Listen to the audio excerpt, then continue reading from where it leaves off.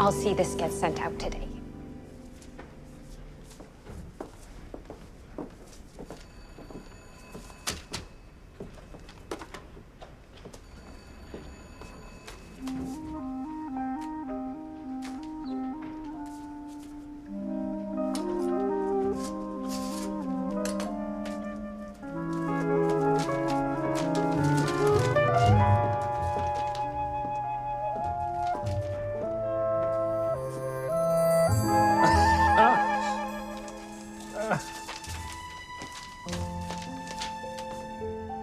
William, it was wonderful to have you with us in London.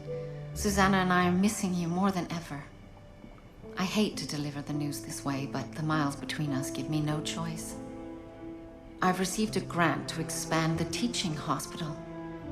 It's exciting for women's medical education, of course, but it also means that I'll be remaining in London for the next year at least. Love, Julia.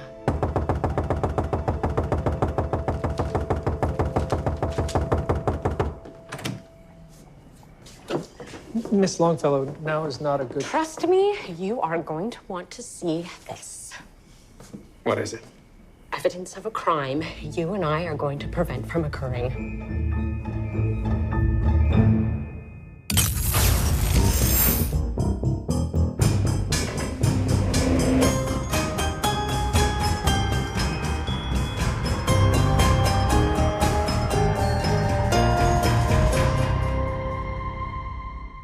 Start at the beginning. Well, this is what we in the Postal Service call a dead letter. It's mail that can't be delivered, but also can't be returned. I thought dead letters were meant to be incinerated. Oh, yes, they are, but only once we're absolutely certain they're dead. And, you see, sometimes I can bring the letters back to life, as it were, by reading the letter's contents. And in this case, you found evidence of a crime. A forthcoming crime. I've seen you in the window, and I won't be ignored. Answer me or else. Well, this is certainly threatening in tone, but I don't see how this is a matter for the police. Detective, clearly the author of this note is tired of being ignored by someone and is preparing to take action. But this could just as easily be a prank of some sort. And because there is no decipherable address or any other details, there's nothing we can do. Well, but... My answer is no.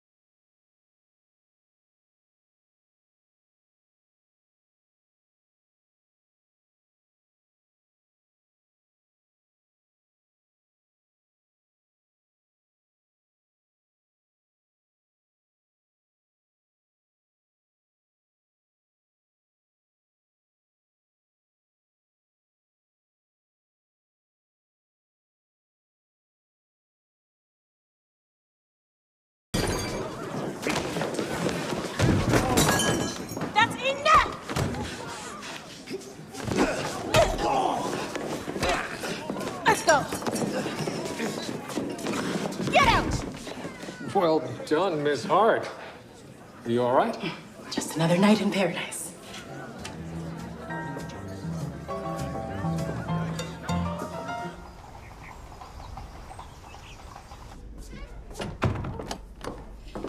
Oh, Miss Longfellow, excuse me. Oh, no excuses needed. I was just on my way to see you. I've made progress on our case. As I said last night. Nothing to be done without an address, yes. But I've solved that problem, at least partially. Oh, you've made a pencil rubbing. Mm-hmm. I noticed indentations on the letter, and that led me to suspect that the envelope had, in fact, been addressed after it was sealed. Well, it seems you were correct. So does that mean that you'll help me?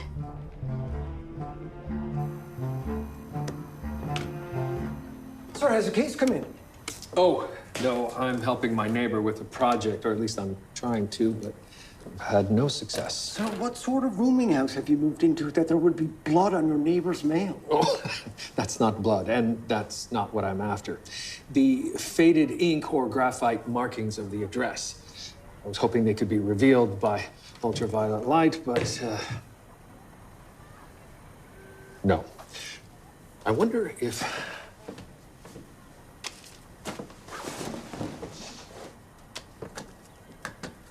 How is taking a photograph going to help?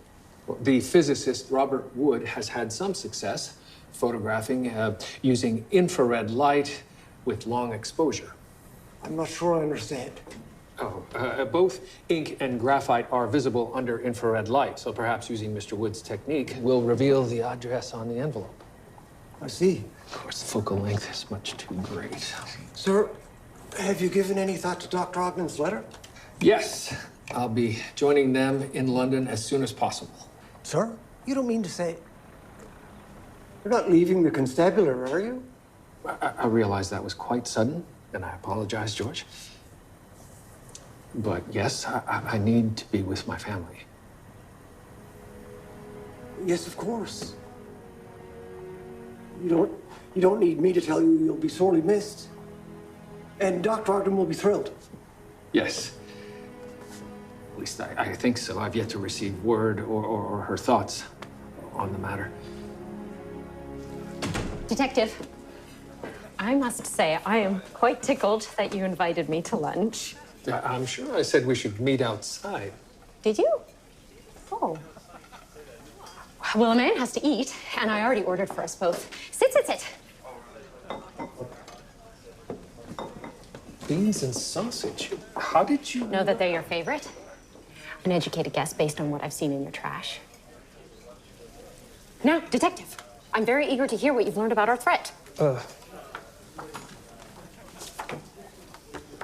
Harwell Hotel, room 3. You did it! Note that the sender does not include an intended recipient, nor his own return address. It's all the more likely something nefarious is afoot. Should we go to the Harwell Hotel? No, after our lunch. Unfortunately, I can't. I'm expecting an urgent overseas telegram from my wife. Oh. Well, I suppose I can just go on my own. You will do no such thing. Well, I thought the whole point of discovering the recipient was to warn them. And you can. How? By placing the letter inside of a new envelope and sending it along. Oh, you must be joking. I assure you, I am not. Harwell Hotel, please.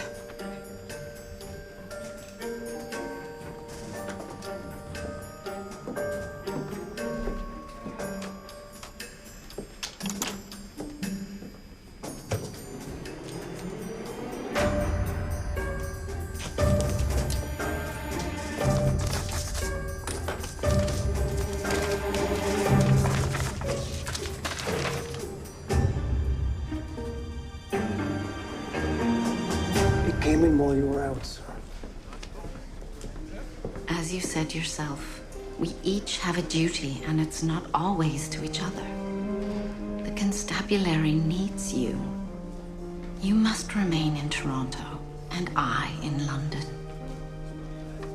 I'm sorry, sir. I know it's not the response you were hoping for. That's rather an understatement. Excuse me.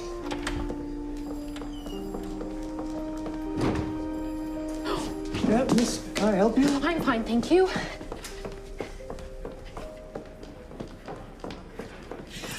I'm sorry to interrupt, but... Oh, you got your telegram. What can I do for you, Miss Longfellow? You can read this first, Art. You've made your bed. Enjoy your last few days on Earth. Where did you get this? It was in the return to sender box after our lunch. I noticed it because of the address. I think you'll agree, the threats have intensified. Indeed. And despite the continued lack of return address, it's at least now possible for us to warn the potential victim. Channing Brown, yes. If I can find him. I'm a police detective with the Toronto Constabulary. I assure you, we can find him. We. So are you saying you are going to help me? Yes, Miss Longfellow. And we'd best hurry.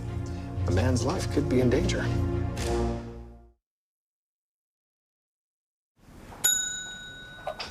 Good day, Mr. and Mrs.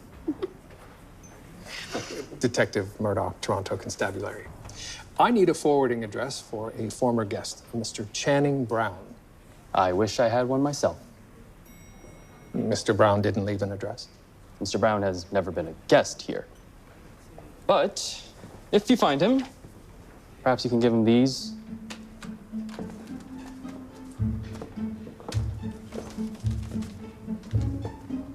More threats, as I suspected. These postmarks are all from last month. Someone's been trying to reach Mr. Brown for some time. Well, we should be thankful that whoever that is had the wrong address. I'm not so sure. You mentioned that in the first note, they said they saw Mr. Brown in the window. Yes, of course. Of course, so he was a guest here at some point. Is he lying? Or someone gave their alias, Channing Brown, to whomever is now writing these threats. You are a genius, Detective Murdoch. I wouldn't say that. So now that we have the names of everyone who stayed in room 3... We just need to figure out which one used the alias Channing Brown. Oh, one of the forwarding addresses is just around the corner here. Should we start there? Yes, let's. All right. But first... Oh. Thank you for helping me. And thank you for being a concerned citizen. Detective Murdoch. Miss Hart, what a surprise. I'll say. My neighbor, Miss Longfellow, we are investigating a string of threats. No need to explain. What you do in your free time is your business.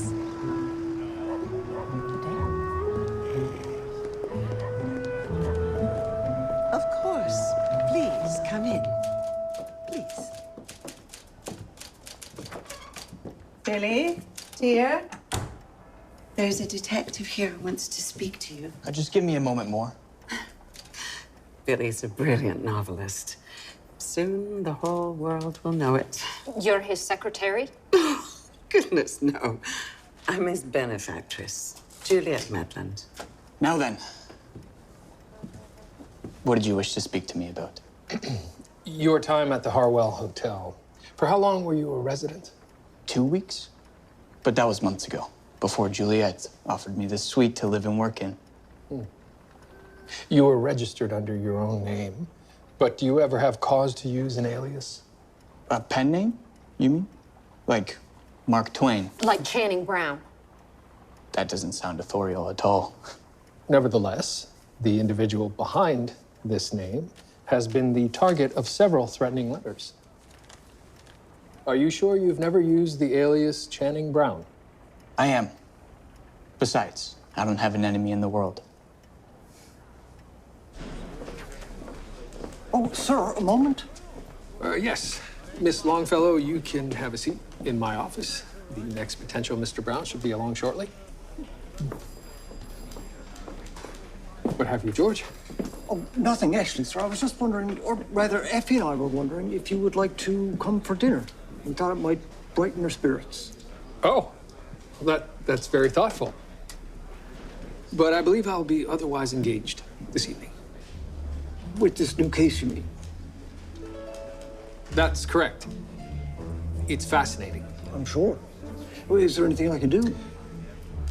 No, I believe Miss Longfellow and myself have it all under control. Oh, there is one thing. Sir? A Mr. Martineau should be arriving shortly. If you could please show him to my office when he does.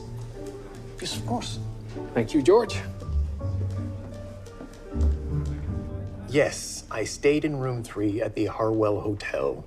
But I am not Channing Brown, despite what you or anyone else might think. Anyone else? Are we not the first to ask you about this Mr. Brown? Not exactly. A man came to my door at the Harwell Hotel several weeks ago looking for a Dr. Brown.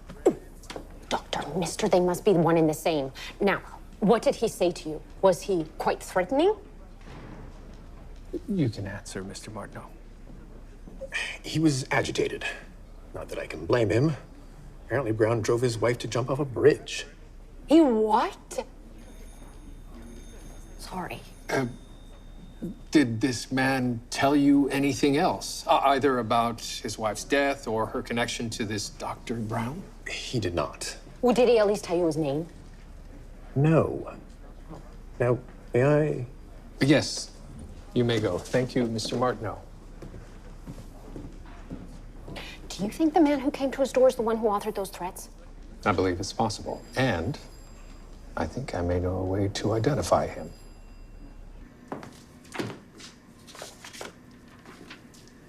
What's this? Resumes I gathered for potential managers at the Starbury. I see. Hope I didn't overstep, It's not that. but I can see you're upset. I like my evenings at the club, Isaiah.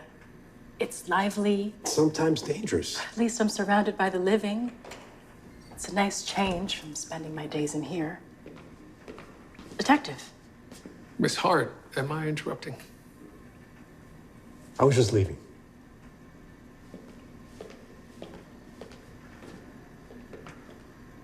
Everything all right? My fiance wants something from me that I don't want to give. All relationships require negotiation. Negotiation. Does that explain what I witnessed you doing earlier with that young woman on the street? What you witnessed was a concerned citizen thanking me for my help as a police detective. Were you able to find those files that I requested? Yes. There was one matching your specifications. Andrea Etter died in a fall from Flindon Bridge 6 months ago. Very good. Thank you. Yes, I went to the Harwell Hotel. But I simply wanted to speak to Andrea's psychiatrist. Channing Brown. Some doctor. Supposed to make my wife better, not drive her to take her own life. You must have been furious with him. I was. I am upset. Sweet Andrea. Mr. Etter, have you ever attempted to contact this Dr. Brown via the post? No, never. I only learned the whereabouts of his practice on the day I tried to speak with him. Mr. Etter could have been lying. That's possible. He seemed credible to me, though. Oh, to me too. Goodness, we're no closer to finding the author of these threats or this man who calls himself Mr. Brown. Mr. Randall. Mr. Brown. Mr. Randall is the young author that we met at... Mr. Randall! Are you all right? Your jacket! Ruined. I know. Some maniac ran me down in the street. How terrifying. Oh, it was terrifying indeed. You witnessed the accident. Sir, if I didn't know any better, I would think the driver was aiming for poor Mr. Randall here. Is that right? Sir, do you think this could be connected to the case you two are working on? That's a question for Mr. Randall. Like I said before, I don't have an enemy in the world. This is just a nasty coincidence is all. Right. Well, in that case, as you were. Sir?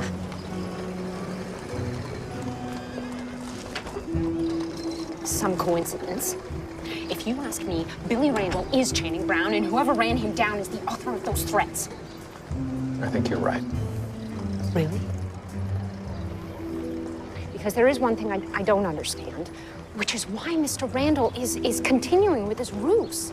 People often lie when they have something to hide. Well, it must be some kind of secret to keep it even after being run down. Indeed. I can see your mind working. What are you thinking? If we can ascertain the nature of Mr. Randall's secret, it may help us uncover who wants him dead. Great minds. I was thinking the exact same thing.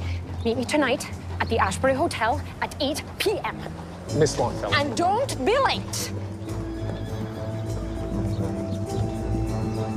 Miss Longfellow, what exactly is your...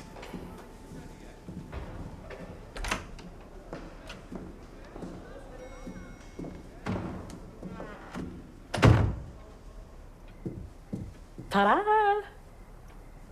I don't understand. Mr. Randall's suite is right next door, which gives us the perfect vantage to keep an eye and an ear on him. Go, have a listen. These walls are surprisingly thin for such a fancy hotel. All I hear is tapping.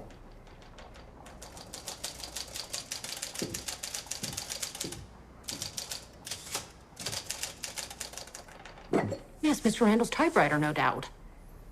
I'm sure we'll hear something telling sooner or later. That's if our theory is correct. No, I am certain he is Channing Brown.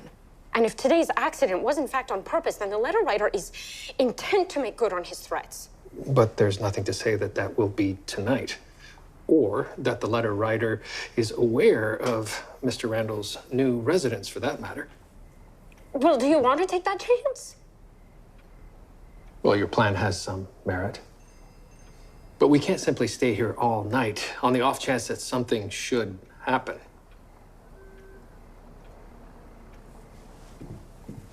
Detective, we have to think of Mr. Randall's safety. I can post a constable to stand guard all night. Yes, all right, fine. But until then, whenever that is, I'm going to make myself more comfortable. And I think you should do the same.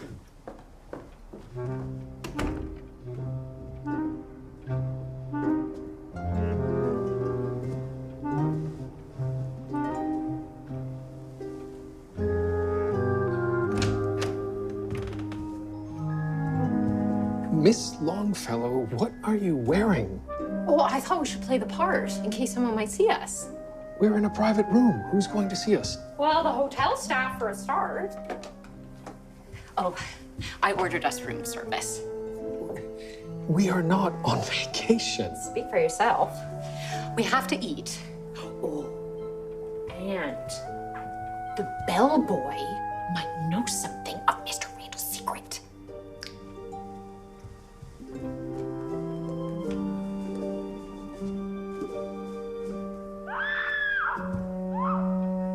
Detective.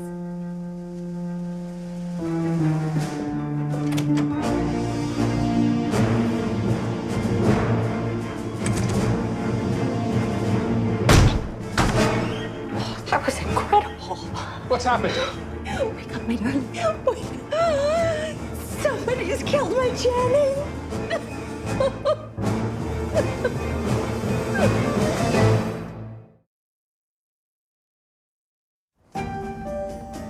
He was working on his novel when I went to bathe at 9. When I came back, he was dead. Poor boy. A boy you knew as Channing Brown. How else would I know him? Is this all? I'm eager to leave. Mrs. Gregoire, a man has been murdered. This is a police investigation. One that I would rather not be dragged into any more than necessary. You see, my husband is a very public figure. Your husband? Wait, do you mean to say that your husband is Arthur Gregoire, the Archdeacon of Toronto? You see why I would appreciate any discretion that you could offer. expect you in my office first thing in the morning. Thank you, Detective. Good night. Sir. Oh, Miss Longfellow, pardon me. Sir, a couple of things. Miss Hart believes that Mr. Randall was smothered in his sleep. Also, no hotel staff or guests reported hearing anything out of the ordinary prior to Miss Gregoire's scream. No, I wouldn't expect so. We were right next door and we didn't hear so much as a peep. We? As in you and... We were keeping an eye out for Mr. Randall's safety. Rightly so. See? Maybe Mrs. Gregoire killed Mr. Randall? She's the only person known to be in the room. Well, if she was the murderer, she wouldn't have called attention to herself by screaming. Oh, yes, I suppose so. What would an aspiring author need a ledger for? Oh, I can speak to that from experience. As a writer, it's very important to track your expenses. I don't believe that's what's happening here. What else would these names and dollar figures be in reference to? I believe Mr. Randall was keeping track of monies received from women, including Mrs. Gregoire. What would a woman like her be paying him? Oh. Oh, I see.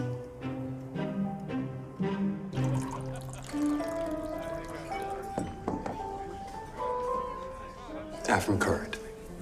Isaiah Buchanan.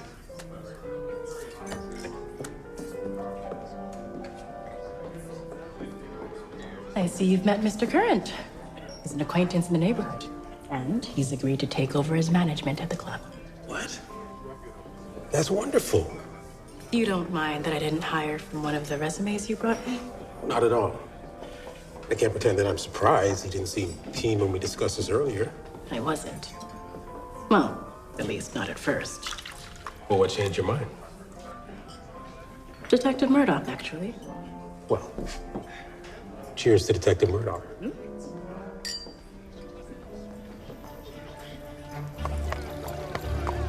What I don't understand is how Mr. Randall had the stamina for all these women. Oh, good, you're here. Perfect timing, George. What have you? Well, sir, I visited all the hotels in Randall's ledger. It turns out that he was indeed exchanging companionship for money. But Channing Brown was not the only pseudonym he used. It wasn't? No, he also used the names Darcy Tweddle, Stuart Power, Manuel Stubbs, Randall Flicker, and Chud Johnson. That explains it. Last night, I noticed that Mr. Randall put initials next to each of the clients' names in his book. They must represent the pseudonyms that he uses with each of the clients. Sir, brilliant thinking. And that certainly narrows down our suspect list. Right. Please arrange interviews with each of the clients that knew him as Channing Brown. Sir, right away. Is it really the clients we should be looking into? What about the jealous husbands like Mr. Gregoire? Are you suggesting the Archdeacon of Toronto murdered Billy Randall? Surely just the thought of one's spouse even considering cheating is enough to make someone murderous. Well, I won't rule out that possibility, but it could just as easily be one of Mr. Randall's clients who is our killer. What cause would one of his clients have to do such a thing? That's what I intend to uncover, along with which, if any, of the husbands knew of the affairs. I'm not saying you intend to conduct these interviews alone. I am. But these conversations will be delicate. It's for the best. Well, in that case, perhaps I can go look into the husbands and try to see if they... You will do no such thing. You are to remain here at the station But house. There's a killer on the loose, Miss Longfellow. I will not have you in any danger.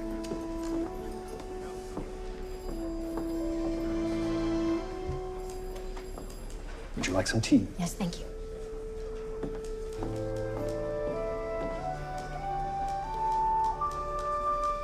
You stated that you were in the bath from 9 until 10 p.m. and that you didn't see or hear anything amiss until you discovered the body. Yes, we went over this last night. I'm simply ensuring that I have all of the facts. Now, I presume that the Archdeacon was unaware of your relations with the victim? One should never presume, Detective. Arthur and I love each other very much, but our love no longer extends to the physical. And as such, I am free to have those needs met elsewhere. If I may, how do you reconcile this arrangement with your faith? Our arrangement, as unusual as it is, allows us to remain freely and happily committed to one another. And isn't that the very heart of the marriage covenant? You simply must find the scoundrel who did this to poor dear Billy. That's what I wanted to speak with you about, and you'll have to pardon the blunt questions, but were you just Mr. Randall's benefactress? You want to know if we were lovers? I do. We were. And it didn't bother you that he had other sources of income? Not a bit. What Billy and I had went far beyond the tawdry relations he had with those other women. Did your husband know the depth of the relationship you had with Mr. Randall? Certainly not. Oh, this is just mortifying. My liaison with Mr. Brown was the biggest mistake of my life. It was not ongoing? No, I ended things months ago. So why am I here? Your name was on one of Mr. Brown's client lists, Mrs. Campbell. Am I to be charged with a crime? Not for the affair, no. But there is the matter of the murder of the man you knew as Channing Brown.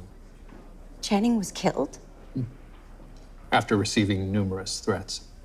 Oh, how awful. You don't think I had anything to do with this, I hope? That's what I aim to ascertain. Of course I didn't. All I wanted was to put this whole thing behind me. I love my husband, Detective. What of your husband? Was he aware of your liaison? Gavin is a jealous man. If he'd discovered my secret, I wouldn't be sitting here with you today.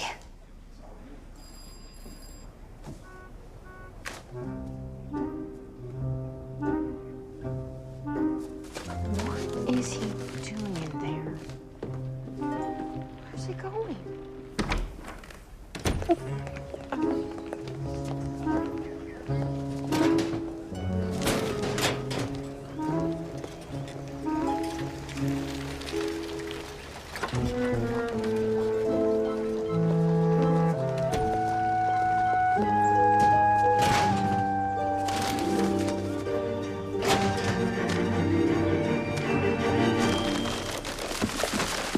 Good Lord!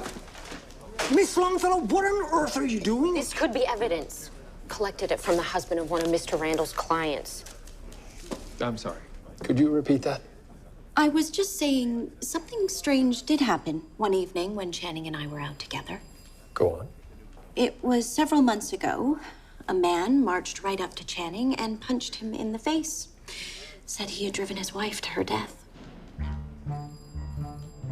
You lied to me, Mr. Eder. You told me you had never met Channing Brown. I'm sorry. I was embarrassed to admit the true reason my wife chose to end her life. Just what was it about Mr. Brown that drove your wife to suicide? She was hopelessly in love with him. But all he cared about was the money she gave him. In the end, it got to be too much for her. So you attacked him in the street? I punched him, yes. But I didn't write him those notes.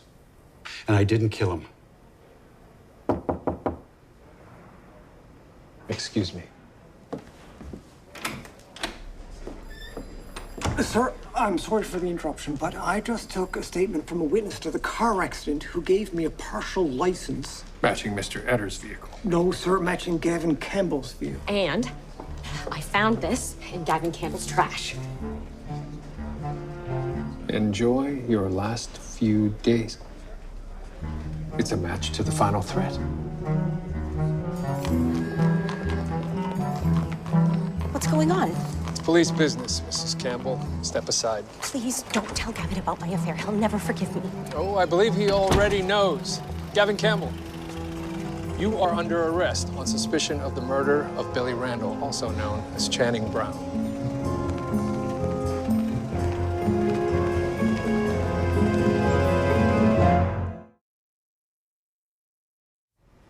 This is absurd. I'm no killer. Mr. Campbell, you have no alibi for Mr. Randall's murder, nor the earlier attempt on his life. That doesn't make me guilty. Were you aware of your wife's affair? Don't answer that. A partial license plate and 5 words on a typewriter ribbon is not sufficient cause to hold my client. Let's go, Mr. Campbell.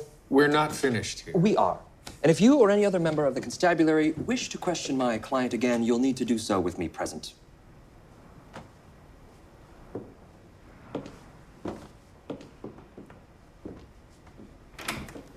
Well, did he confess?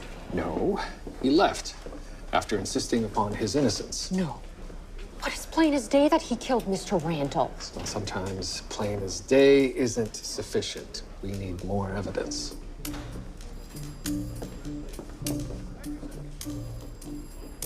What we need is a confession. Mr. Current, did everything go well after I left last night? Usual crops of troublemakers, but nothing I couldn't handle. Glad to hear it. Now, shall we talk about the real reason I hired you? Thought you'd never ask. You've heard about the violence perpetrated by Tony Petrucci? Experienced it firsthand.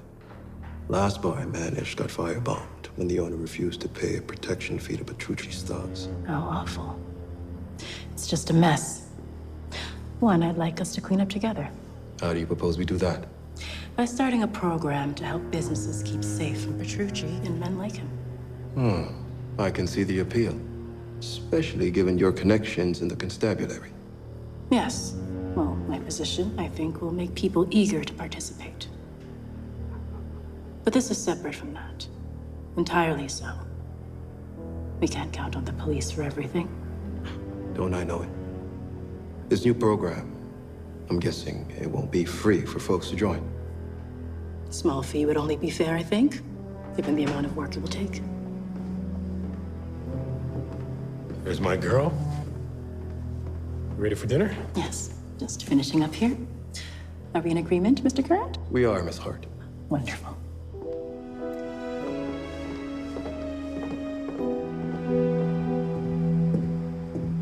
What did you say your name was?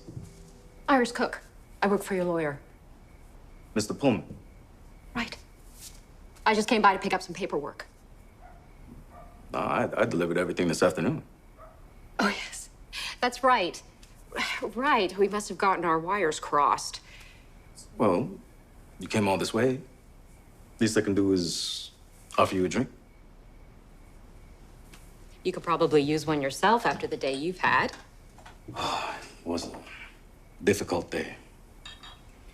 For what it's worth, I think the law should be amended to exclude murder committed as a result of infidelity. Because you must have been just furious when you discovered your wife's affair. Not at all. Oh? It gave me the freedom to pursue my own desires. Oh. Oh. Oh, I see. So he didn't kill anyone? Of course not. I'm all about love, Miss Cook. Right, right. But what about the typewriter ribbon and your car and... If you didn't kill Billy Randall, someone else living in this house definitely did. Well, aren't you just the cleverest? Anna. What did you do? She killed Billy Randall. Why? Because he left me. That's why. And I am not a woman who gets left. Calling your detective friend? I don't think so. What are you doing? Making sure she keeps my secret. Stop! It's over, Mrs. Campbell. I had nothing to do with this. George! Not so fast, Mr. Campbell. Oh, no, you don't!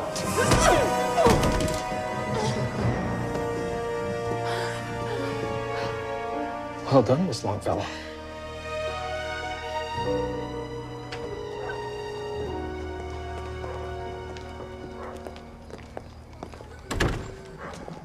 What a night. What a pair of nights. My goodness, this has been fun. But, you know, there is one thing that I still haven't figured out. What's that? Well, how did you know that I was in danger? I had Constable Crabtree keep an eye on you after your afternoon adventure of evidence gathering. I don't know whether to be offended or touched. While you take a moment to consider that, thank you. You saved my life. If you'd acted just a moment... No. I don't think I could bear the thought.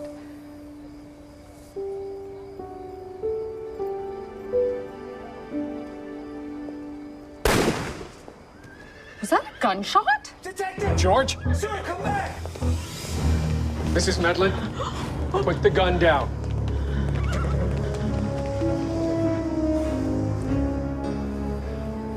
She's dead.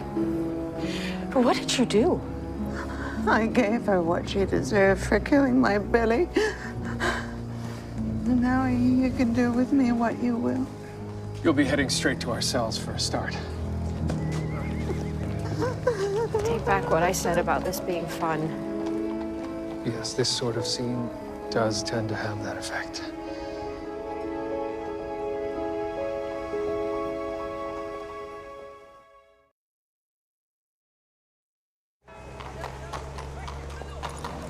Sir, you're up and out early? Morning. Yes, planning to get an early start on the paperwork for Mrs. Medling's arraignment. Good thinking. Early bird and all of that. Sir, I've been meaning to ask how you're feeling. With Dr. Ogden insisting that you remain in Toronto. To be honest, I haven't given it much thought with all the excitement of the past few days. That surprises you? Well, I've just never known you to be quite that lost in your work, sir. George, have I told you how glad I am to have you back? Always nice to hear it again. The truth is I miss Julia and Susanna terribly. But Julia's right. My work is here. Indeed, sir. And it sounds like she's flourishing in London. She and Susanna both. It's an impossible situation. But I know who my heart is with, and we will find a way to make it work. Very good, sir.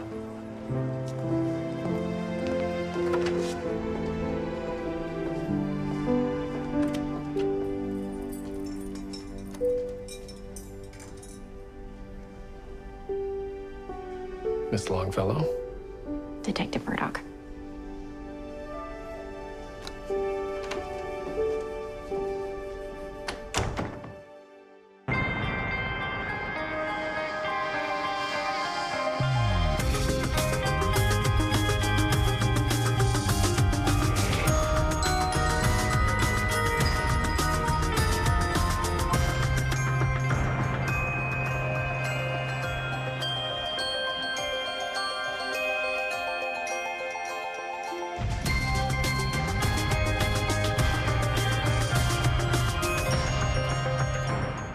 Crime scene. Abigail! You need to answer some questions. I left her with a single vial of laudanum. When I went to get the tickets, that's not enough to cause harm. Yes, of course. How can you be sure? Well, The absence of any other explanation, is it not? Gail Prescott died because you provided her with the wrong bottle of laudanum. Yes, it's possible. 7, no 8. There's a page missing. This is my interview with the hotel clerk. The last time she saw Mrs. Prescott is when... She made a telephone call? Is that important? Yes. The jury has found you guilty of manslaughter.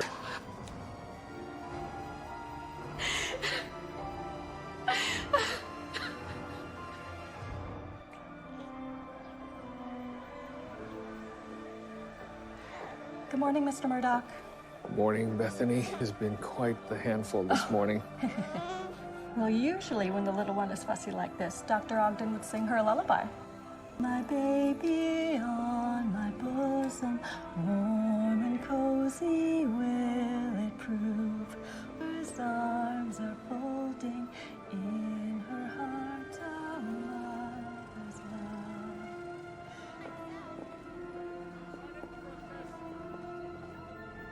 We need something substantial to justify filing this appeal. If the alderman knew where we were, he could have killed her. The hotel owner didn't hear the telephone call. Switchboard operator doesn't remember who she put the call through to. It's a dead end. There's no way to prove who she called. How'd she make that call? Do you think she could have been having second thoughts about leaving her husband? There's no way to know what was in her mind. But you know what was in your heart. You were simply trying to help a woman in need, Juliet.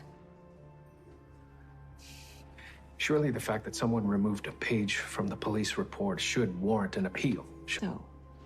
Then we'll speak to a different judge, a higher court. I'm sorry, but it's not enough. A page could go missing for any number of reasons. An error.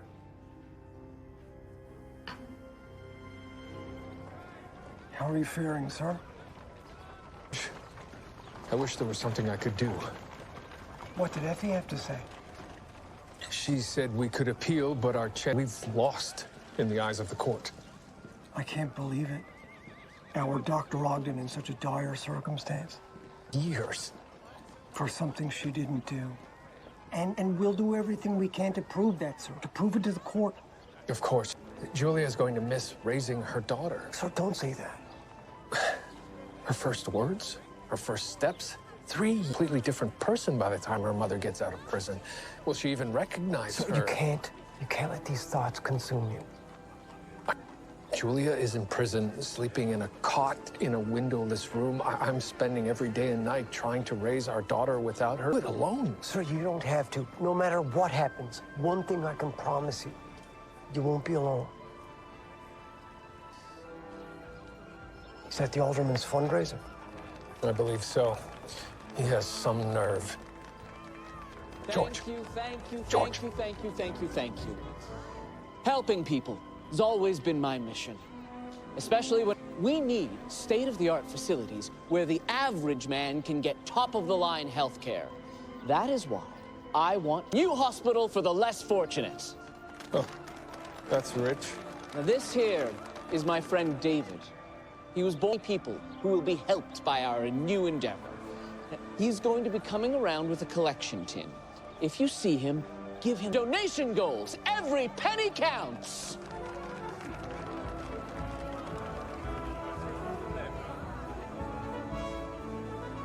Thank you. You've made it out so good. Thank you. Thank you. I hope you lose away. Oh, thank you. Bye. Thank you for making a donation. It is a good cause, sir. Every penny counts. Detective Murdoch, thank you for coming. Despite what has happened. I'm not here for niceties, Alderman. I have a few more questions. Again, Detective, for me. Did you receive a telephone call from your wife the night before her death? No, I didn't. Good day, Detective. I know what you did, Prescott. And I won't rest until I... Whatever could you mean?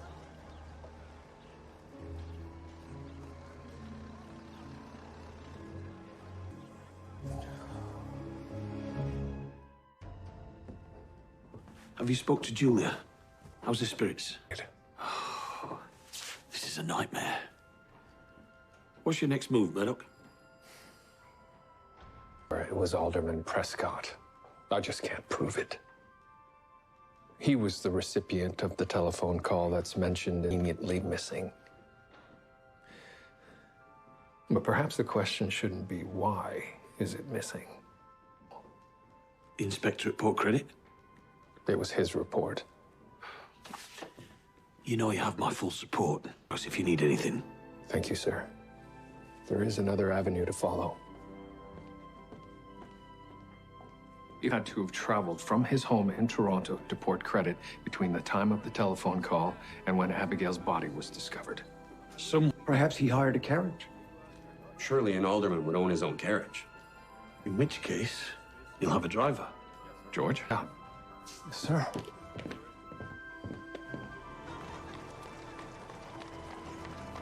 I did nothing. The accusation. A file was sent to the Crown and to the defense. Both were missing the same page of your report before the documents left this station house. You're suggesting one of my men lost the page? Or mishandled it? No. My men are honest and trustworthy. Is that so? I work with them every day. But do you not trust your constables with yours? You hand wrote the page, correct? That's right. Then who? Every page of those documents was collated into two separate files. One went to the Crown, someone had to have copied the original in order for... Oh, yes, that would be Mr. Johnson, our scrivener. That's him there, if you'll excuse me. Mr. Johnson, Detective Murdoch, Toronto Constabulary. I have a couple of questions. Right now, I'm... Scrivener that handled the case report for the trial of Dr. Julia Ogden. I am. Are you aware that a page went missing from that report prior to that?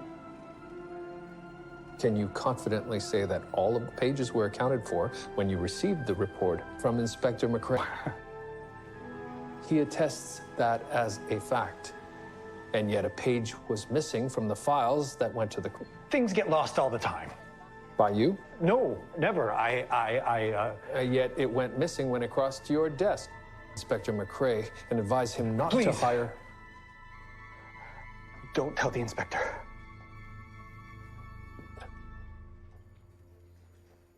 Two days before the trial, I ran into a man in the street near my rooms. He knew that the file was currently in my hands. Who was this man? I'd never seen him before in my life. He offered me $100. Can I pass that up? 2 pages, not just one? 1 page from the police report, 1 from the coroner's report. It seemed important. That is not for you to determine, Mr. Johnson. But I needed the money. Do you have any idea how much $100? I needed the money, sir. Please pull yourself together, man. Is this the man that gave you the money? No, I don't recognize him. Then who was it? I told you I'd never seen him before. A rough face, and he talked awful funny. All right. I'll need you to give a description to us. Of course.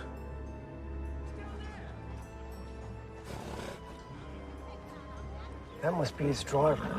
I don't want his own so we can talk to him. Right. We have to do whatever we can to get Dr. Ogden back home. She doesn't belong in jail. She has killed someone. Look, this is our chance.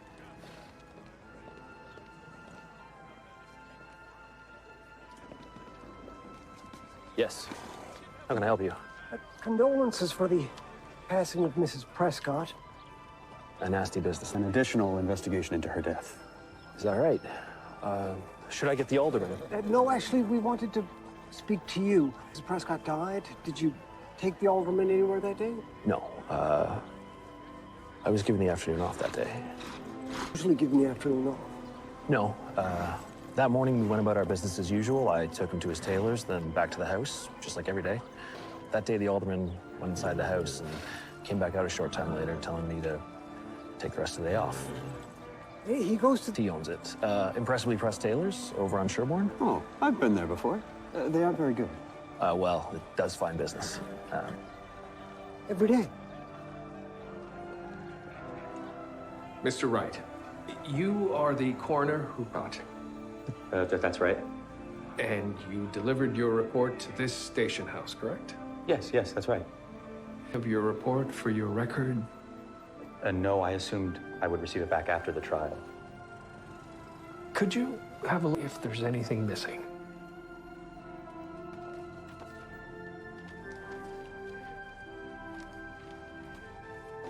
Oh, any idea what that page contained? Of course, it was the page that detailed the bruising across the victim's body. Extensive. Arms, back, torso. Any sense of what may have caused them?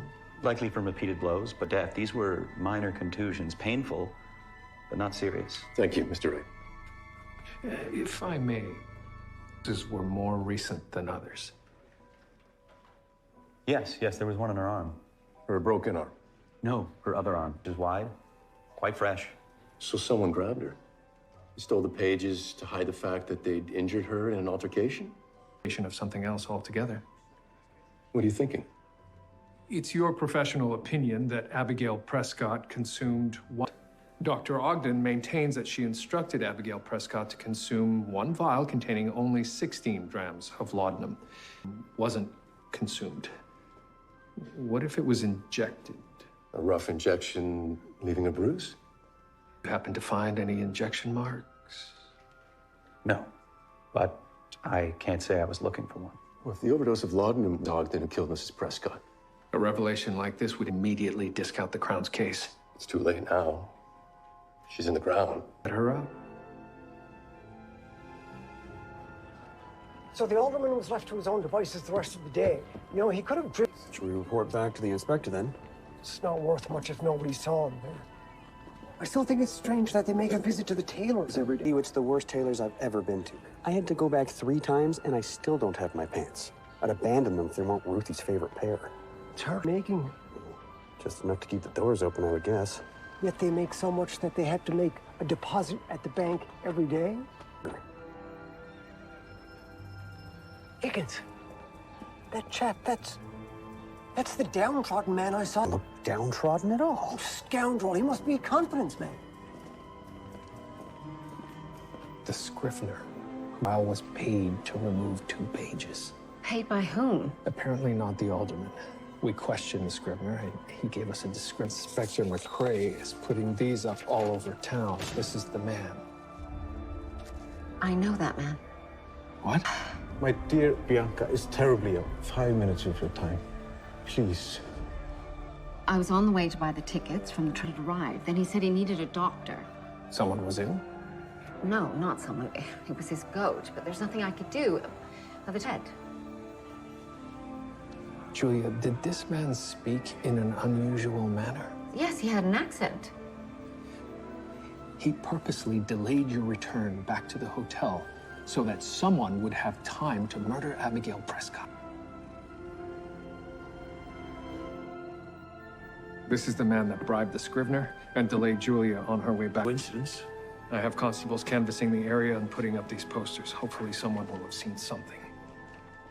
I need to speak to Detective. Oh, that is Mrs. Lipnow. She owns the hotel in Port Credit. Ma'am, may I be of assistance? You need to pay. This is your telephone bill. Why should I? Your wife booked a room at my hotel and incurred this exorbitant charge. But now she's in jail. If the debt fall to her husband. She has a point, Murdoch. This must be Abigail Prescott's telephone call. But where could she have been calling to incur a charge of $1.19? $1.19? I almost keeled over when I saw it in the first place. I will take care of this, Mrs. Lipnow. Leave it with me. Why, thank you, Detective.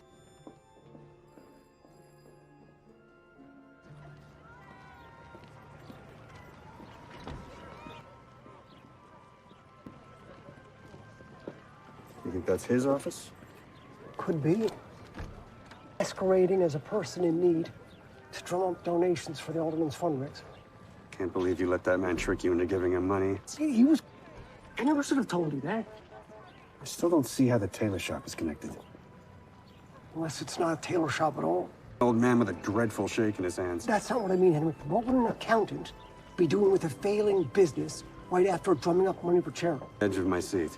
Pretending that same business earned that same money so no one would notice you and the alderman were stealing from the people of Toronto. So the tailor shop, there he is again. Let's have a word. What have you got? Well, sir, I think Abigail called with the information in this telephone bill. How do you figure that? All I have to do is cross-reference the cost of the call with the... Won't that take forever? Well, no, sir. $1.19 is only divisible by 2 numbers, 7 and 7. Well, yes, but we could probably discount those. Because there are no regions that cost $1.19 per 119 minutes. Go on. So she either made a 7-minute phone call at a rate of 17 cents per minute or a 17 cents a minute. Precisely, which drastically reduces the possibilities. Here, 17 cents per minute, Paris, Ontario. The alderman doesn't live there. But Abigail's mother does. Excuse me, sir. Doesn't everybody? We saw you at his tailor shop earlier. Why on earth were you spying on me at a tailor shop? Well, what were you doing? More to the point, we're at the alderman's fundraiser. How ridiculous. It's not ridiculous, sir. You were drumming up donations, which I think you're now scheming. I don't know what you're talking about. I think you owe my friend here 25 cents, and you owe me a pair of pants. Just tell us, Mr. Potter, if that is indeed your name. How is the alderman involved in all this?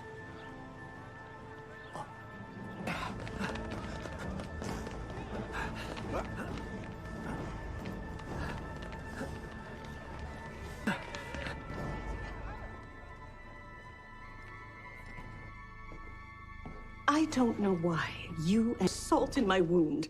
Is it not bad enough that your wife caused my daughter's death? Mrs. Delafonte, I'm more of you, but I assure you it is important. I'll keep it short. Did your daughter the night before her death? Yes. She did. What did she say?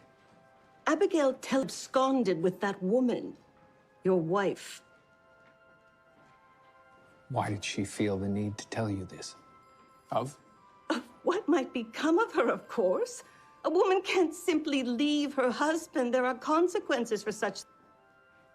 You told her to go back. Of course. Her husband had broken her own. Marriage is a simple affair, detective. And did she agree to return to Toronto? No. She was resolved. Those were the last words she said to me. So you don't believe that she thought after her conversation with you? I do not. That is why I telephoned him. You telephoned Mr. Prescott that night? I did. And you told him where she was? Yes. It's only his wife's whereabouts. Mrs. Delafonte, I'm very sorry to put you through anything further, but I was called. Why? I need to present this as evidence to the judge. Alderman Prescott lead that he did not know his wife's whereabouts that night. He lied. Lied to the judge, to the jury, to the investigators who believe that someone has destroyed evidence in this case. No. He couldn't. What have I done?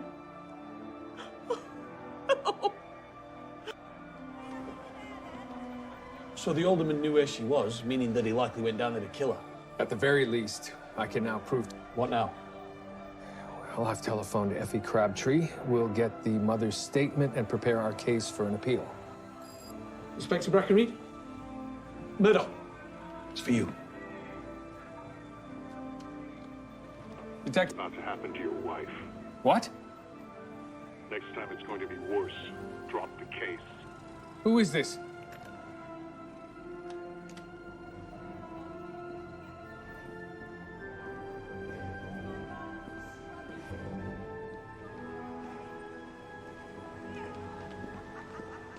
Hey, new girl.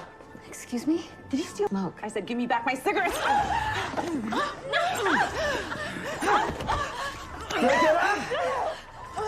She attacked me. She's lying. She tried to kill me. Well, it doesn't matter. You're both going to the hall. Go ahead.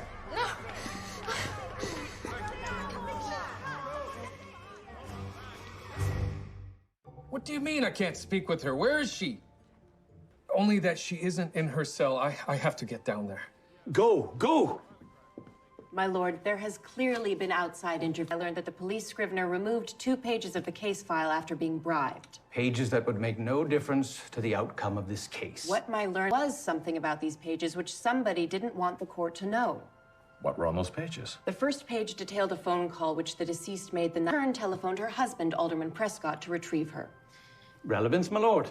A third party at the murder scene completely changes this case my learned friend here laid out at trial. But more importantly, Mr. Prescott lied. He claimed to have no knowledge of his wife's whereabouts at the time of her murder. She was. And the second page? The second page detailed bruising all over the deceased's body. My lord, it seems my friend here is for laudanum, not bangs and bruises. Bruises which may well have been covering an injection mark from a syringe which could have been administered by a third party, namely... Slanderous allegations. Are we now prematurely convicting an innocent man without the benefit of trial? I was under the impression that one had to be convicted by guilty. I am simply articulating a version of events which fits more cleanly with the facts as we now know them. Regardless, these facts cast grave days. I acknowledge there are discrepancies of some interest, but they do not appear to be significant enough to... Not yet, but they do demand that we re-examine the crucial evidence in this case, the method of death. She died of laudanum. That is not a question. Which is why I humbly request that the court order the exhumation of the body of Abigail Prescott. To what end? If one of the bruises on her body was covering accounted for, then we can assume that the fatal dose was administered by syringe. In which case, the Crown's allegations against Dr. Ogden no longer hold. Not a simple thing. It is improper and disrespectful to defile a resting place on a fanciful whim. The family of the deceased. My lord, Alderman Prescott will not provide such permission. If we ask, and he denies, can we put this... Proven Mr. Prescott lied in this court. We cannot let this decision lie in his hands. As it so happens, deceased's only family. Mrs. Crabtree, if you can obtain permission from Mrs. Prescott's mother...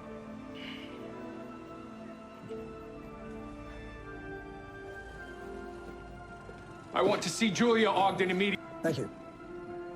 Your wife is fine. Where is she? She was in an altercation with another inmate and received a laceration. She is otherwise in fine health. Take me to her immediately. I cannot. She's had to spend the night in the hole, just like any other inmate. Altercations very seriously.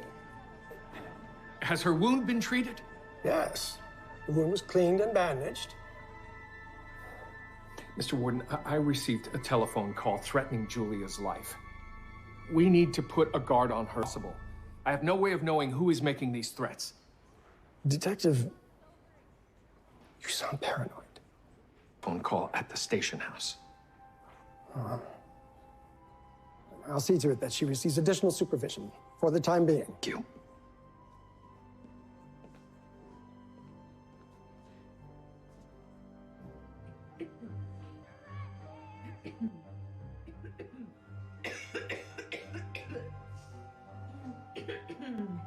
Smoker's cough. No wonder you wanted your cigarettes back so badly. Keep provoking me, see what happens, sweetie. I don't believe your cigarettes were ever missing. It was just an excuse to attack me. Oops. Take you for the type of lady with a long list of enemies. But here we are. Who was it? Wouldn't you like to know?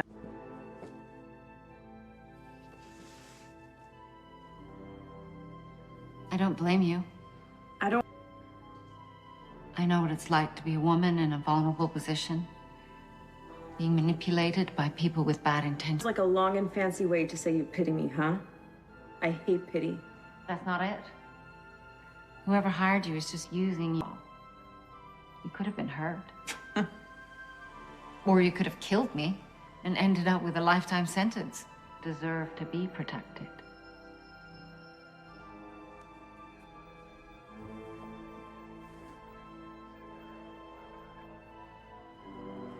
$50. I beg your pardon? $50 and I'll give you the name.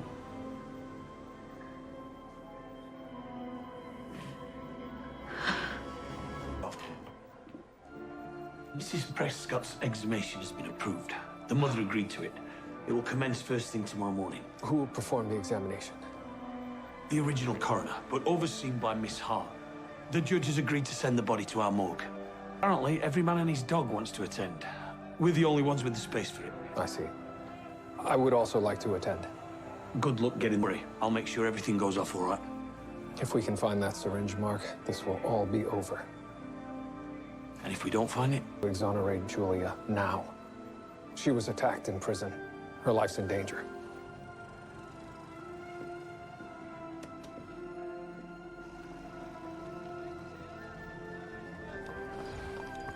So they're stealing from charity. That behavior's lower than a snake's belly. But this chap even pretended to have a bum leg to garner donations out of sympathy. An absolute disgrace. Wait, sir, he was actually surprisingly fast on his feet. But this tailor shop is the centre of it. That's where they're taking all the money. It seems so. Take a few of the lads and ransom. Sir, do we need to speak to a judge first? Look, we know they're as guilty as sin. Better to beg forgiveness than ask permission is what I always say. Sir? Toronto Constabulary! Help! Who's there? Hagen! Mr. Potter! Are you all right? I'm alive, if that's what you're asking. Do you know who that man was? He got away. The lads are still after him. Did you recognize him? No. From the police sketch. That's the alderman's henchman. He was sent by Mr. Prescott.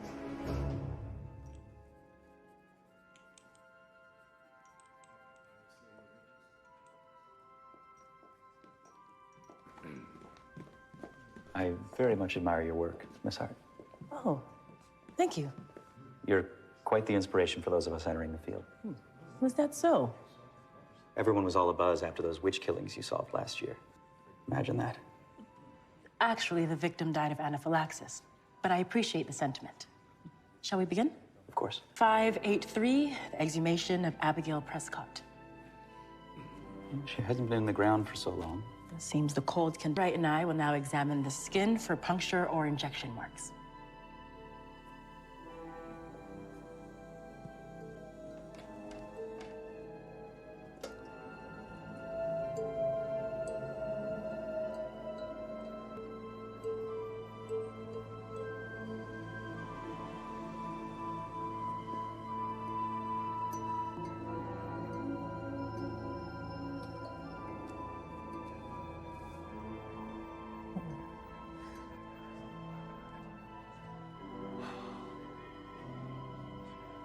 They didn't find anything.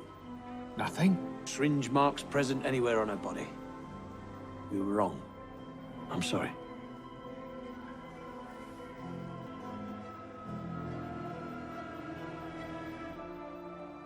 Detective William Murdoch. William, I found out. You did? Who? His name is Gunnar Bjornsson. His description matches that of the farmer who bribed the scrivener. Oh, $50 to an address for me. Getting that name wasn't cheap. It may not make any difference. The exhumation was a failure. What does that mean?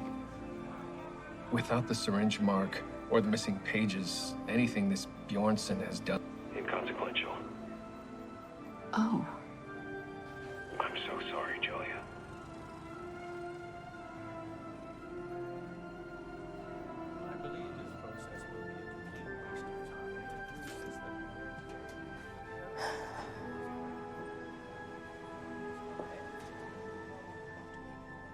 What are you doing? Where? Here. It just makes me think, if not a syringe mark, mouth open in some way. Giving her laudanum against her will? Precisely. I would have noticed a chipped tooth or pierced lip to think could ever be established. Did you examine the inside of her mouth? Yes, but I admit, not with a specific mind to finding something.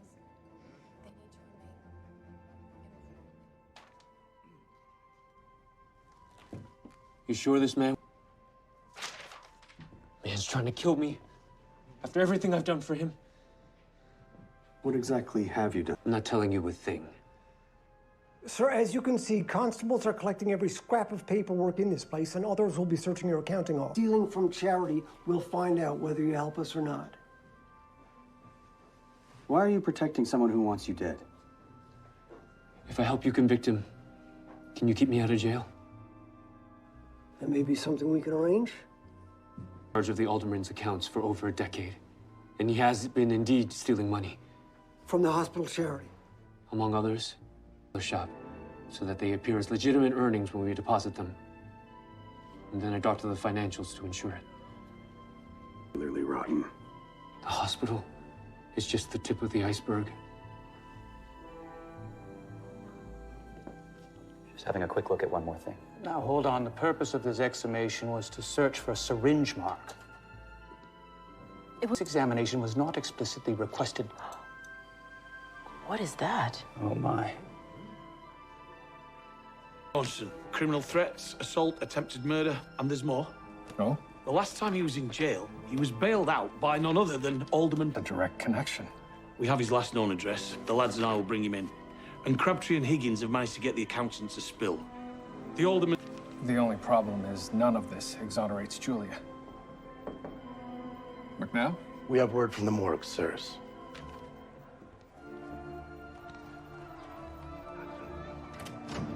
Gunnar Bjornsson.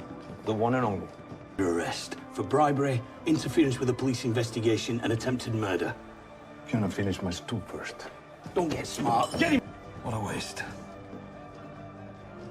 Thank you for your patience. We have completed our examination of the exhumed body of Abigail Prescott with markings on the skin.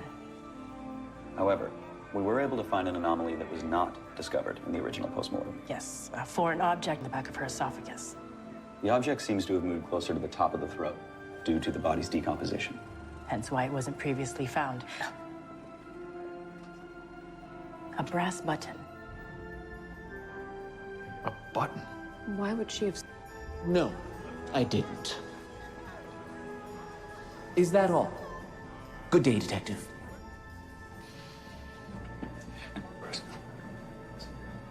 I have already signed the petition and expect to have a plan in place as early as next week. Excuse me for a moment. Detective Murdoch, of course.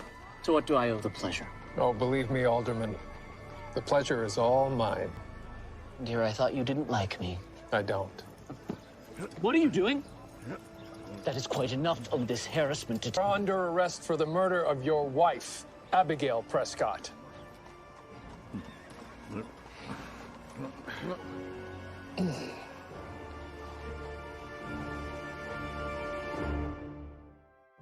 Every piece of it. It's time enough to send him away for years to come. Evidence of his financial crimes, and the button that places him at the scene of the murder. You think she swallowed it on purpose? In her final moments, yes. Bringing him to justice from beyond the grave. In addition to Alderman faster than a lion's lunch, he admitted to distracting Dr. Ogden while the Alderman murdered his wife. I'd be willing to wait of Alderman Prescott. There is no doubt of your innocence now. I'm so relieved when he said the Crown will ask the judge to overturn the verdict in the morning. I'll be released by noon. That's wonderful. I can hardly stand the thought of it. Me neither. Although the warden has extended an olive branch in light of my wrongful imprisonment. He's... Oh?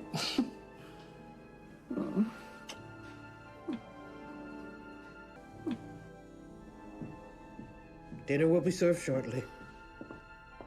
And you've lived behind these prison walls with your mother. That's quite something. I suppose I'm just a bird in a gilded cage. Again, for letting me use this dress for the evening. It's fine. I don't wear it anymore.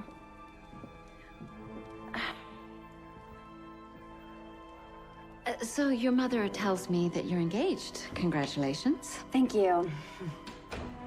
Oh, that was... Apologies for my lateness, darling. Leslie Garland.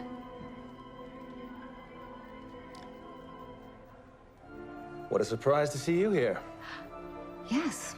What a surprise. You too. Yes. Julia used to be my sister-in-law.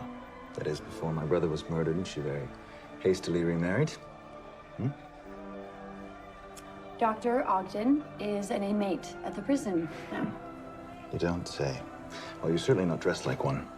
Which I didn't commit, and I've been exonerated. I simply need to meet with the judge in the morning. Not much seems to stick to you. And the woman who caused you to leave the Crown Attorney's office? Oh, come now. It's all water under the bridge. I'm an estate lawyer now. Left assorted. Look, Julia, I know our paths have diverged somewhat, but I can assure you there's no hard feelings on my end. Darling?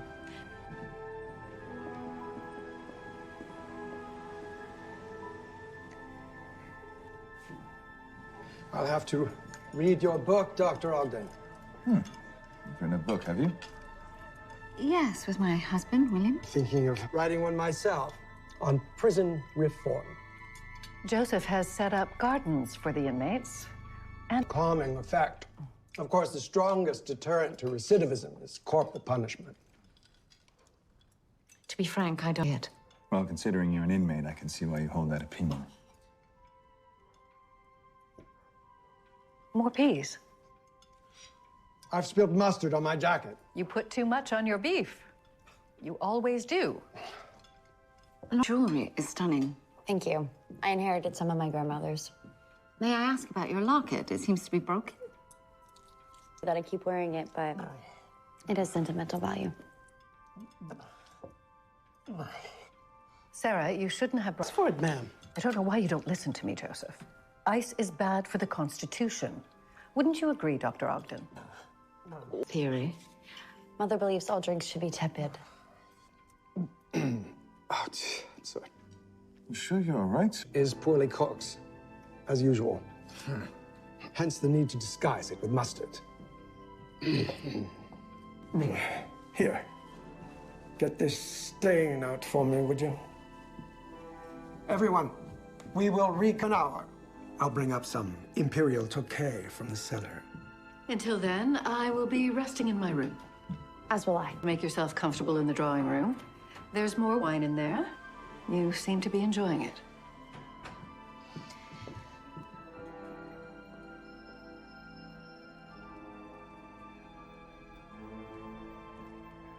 I've never cared for cigar smoke, actually.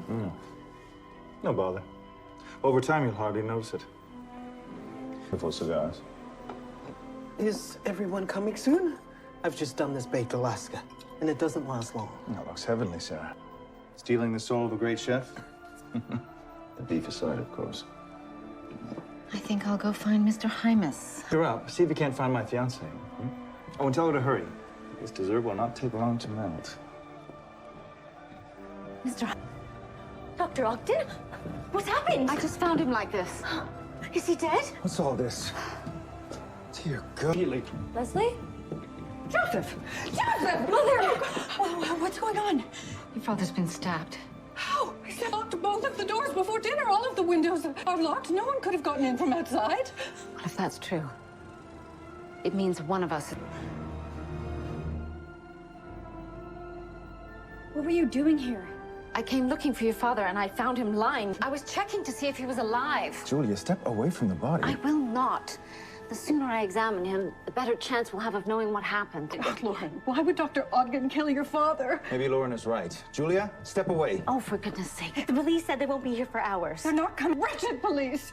Everyone, where were you right before Dr. Ogden discovered Mr. Hymas? I was resting in my room. As was I. I was cleaning Mr. If I can show you. And I was browning the meringue on the baked Alaska. And where were you, Mr. Garland, before you came into the drawing room and spoke to me? I told you there when he stepped out. Poor man. Oh, that's everyone accounted for then. Mother! What is that dreadful woman doing? I'm taking this to the kitchen. I'll need cocoa and a paintbrush. So everyone has their own different... Finger marks, yes. The oil is naturally present in the human pattern. Amazing. I can see some clear finger marks. Well, now what? We'll lock this in the cup to compare. I'll need an ink pot, a cloth, and several cards.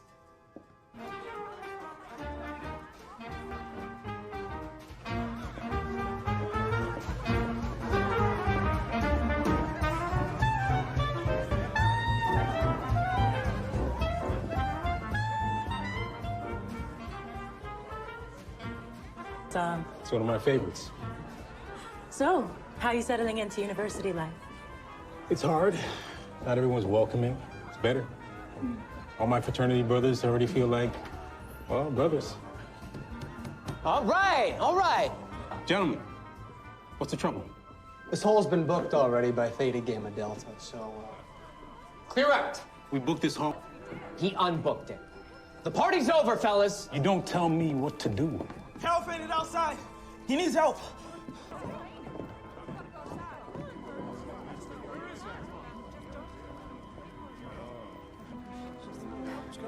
Please let us through. We have a medical examiner here.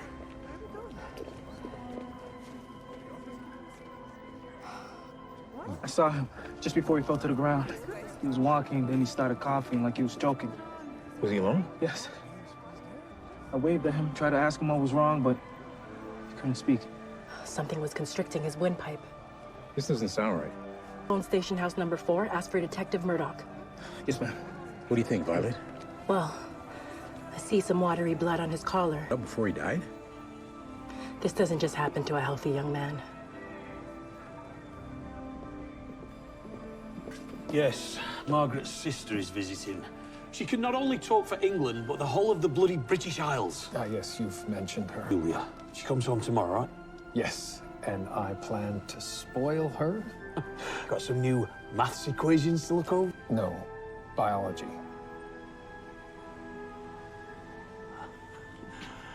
No rest for the wicked, me old mucker. All right, that's everyone. Yes. Everyone but you. Thank you. Here. Where is my gold clock? I don't know. It always sits on this shelf. Honestly, I couldn't say. I can't remember when I saw it last. Are you sure it hasn't fallen into an apron pocket? Don't accuse me. I'm not. You are an inmate of the prison. That should do it. Now that we have everyone's finger marks on these cards, we just need to compare it to those that were on the knife. Very good. Shall we? What have you, Miss Hart? Well, a young man named Harold Tandy coughed up water mixed with blood right before he died. What would cause that? It's too soon for me to speculate. Were there any witnesses? Just one fraternity brother of mine. He said Harold was alone when he fell to the ground. Well, but I know Harold's lady friend. Well, perhaps she can inform us of his whereabouts earlier in the evening.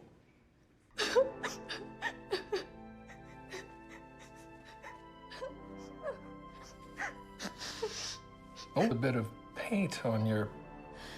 I was cleaning up when you called me about Harold. I understand you were seeing... I told the detective that you two were together. Harold was always so cautious of telling anyone about us. Only a few people. When was the last time you saw him? Just this morning, at the library. How did he see? Which is why what happened later was such a shock. And what was that? He put a letter in my mailbox, breaking it. He never wanted to see me again. It didn't make sense.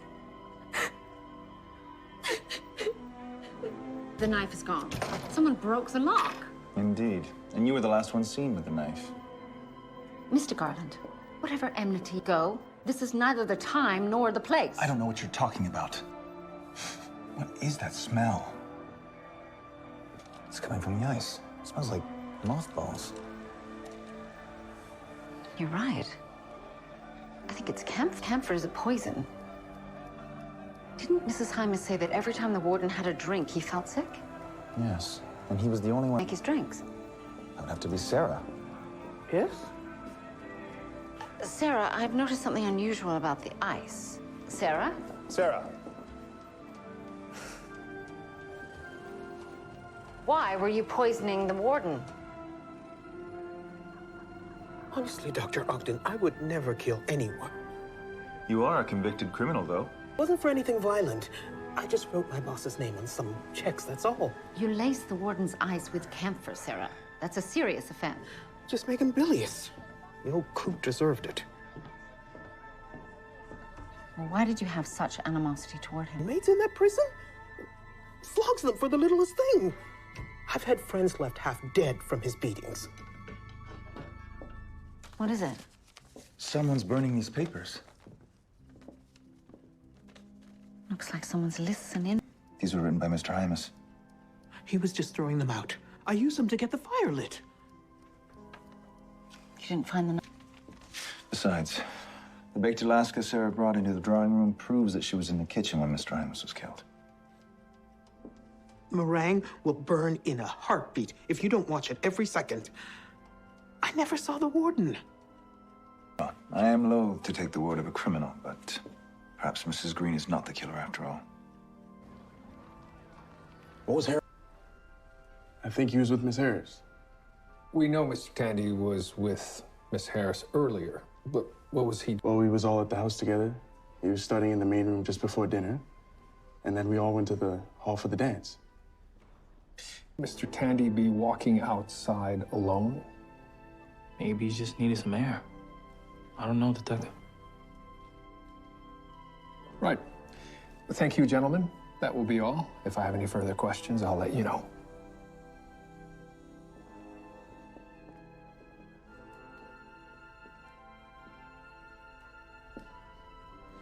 I don't think they're lying. You were with everyone at the fraternity house? I had 2 classes that I took. Mr. Tandy was new to Iota Delta Phi, yes? Yes. He's being initiated next week. I've heard that some can be quite dangerous. Not these fellows. They were planning nothing more than making him drink rye while doing a handstand. But still, if you could ask around, just to be sure he was where your fraternity brothers say.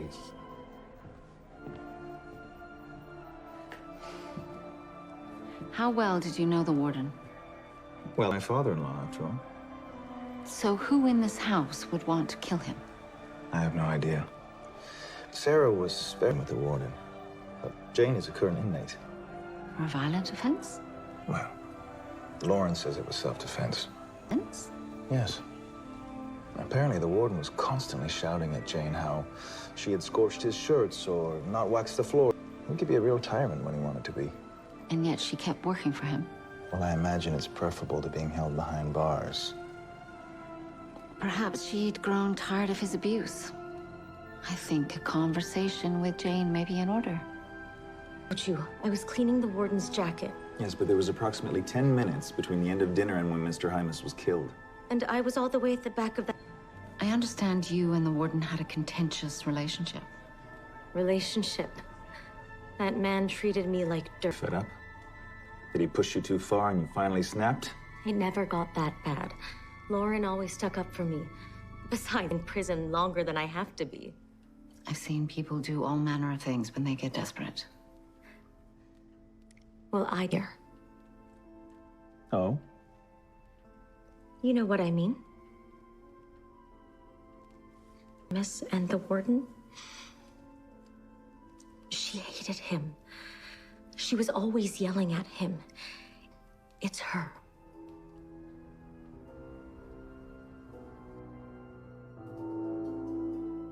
Our disagreements. Well, Jane told us that you were constantly angry at Mr. Hymas. My husband gave me a beautiful home. I'm happy. Or I was. Forgive me for saying this, Mrs. Hymas, but I got the impression... I'll admit, living inside the enclosure of prison walls is a strain. Lauren told me you never went to leave the house at all. Why would I? To speak with oafish guards? To teach degenerate prisoners cross-stitch? Who would? I hate living as we do. And my husband was the most intransigent man. I cleave to my husband, as the Bible says. I am a good woman. Come now, Mrs. Hymas. Leslie, stop! I would like to speak with Dr. Ogden privately. Very well.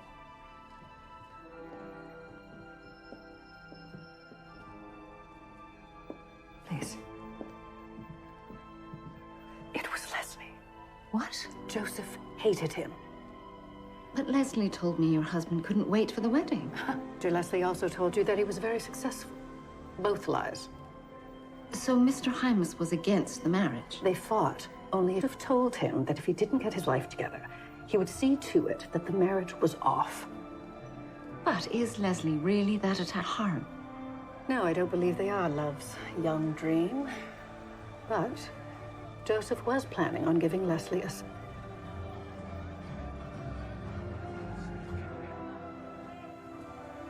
Any findings yet, Miss Hart? In his left ear, deep enough to draw blood. These wounds are recent? They appear to have been made within the last 24 hours. May have caused those? Hard to say. You mentioned that he coughed up watery blood before he died. I've seen that as in a drowning victim, but this man was walking on dry land. come now, Julie. Joseph loved me like a son. You may be alone in that opinion. Well, what does it matter anyway? You know I didn't do this. I know no. As I told you, after dinner, I went to the water closet, and then I went to Joseph's study, and What? the door. What about it? It's always kept shut. Mr. Hymas is the only one allowed to go down there. And? At dinner, I noticed the cellar door was ajar, and so, naturally, when I saw Joseph in the study, I asked him if he'd already gotten the toque, that he hadn't gone down to the cellar yet.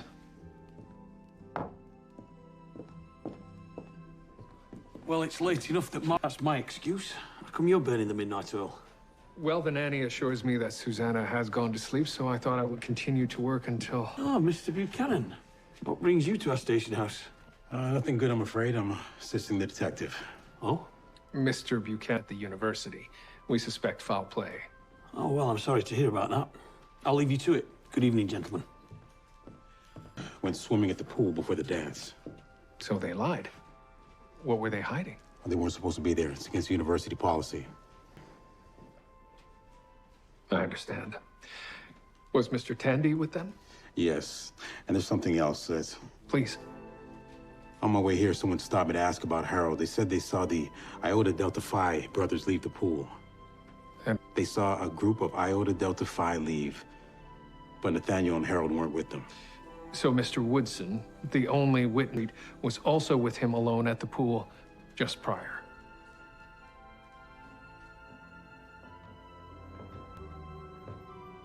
What exactly are we looking for? Anything out of the ordinary? A button, a brooch, cigar. I don't like what you're implying, Julia. Did you turn out the lights, Mr. Garland?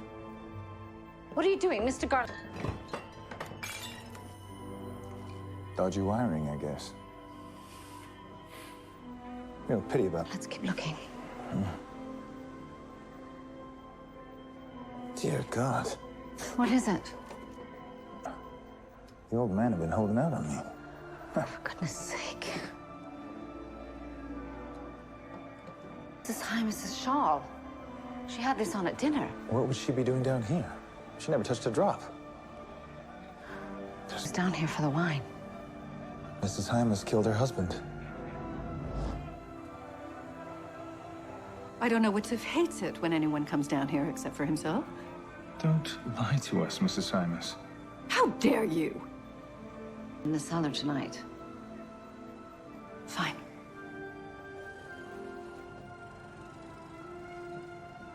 Yes. I come down here to drink. It dulls my pain. I hate this house. And I hated Joseph. He was but I didn't kill him. Then how do you explain this? What is this? With your husband's blood all over it. But that can't be. I wore my shawl with the fringe tonight at dinner. This is my other shawl. Doesn't it? How did it end up down here, bloodied? I don't know. I'll admit, I did come down here for a drink, and I hid. When I went up the stairs, I heard a noise, and I found him on the floor, dead. And did you see anyone else? No. And I knew instantly that if I cried out, it would look like I stepped over the body, and I went to my room. Mrs. Hymas, I'm afraid to say, this evidence is very... Mr. Woodson, you were the last person seen with Mr. Tandy. Yes. Cough and then collapse on the sidewalk. What happened at the pool? You both know about that? Took a while to get changed, and Harold waited for me. There was no sort of altercation between... Harold didn't even go swimming. He said he didn't feel well. I went back to the house to get dressed for the dance, and the next time I saw Harold, he was on the street. Mrs. Hart should have her post-mortem completed. I'd like to hear her findings before we proceed. I didn't hurt Harold. It's my friend. He did not drown in a pool. Are you sure?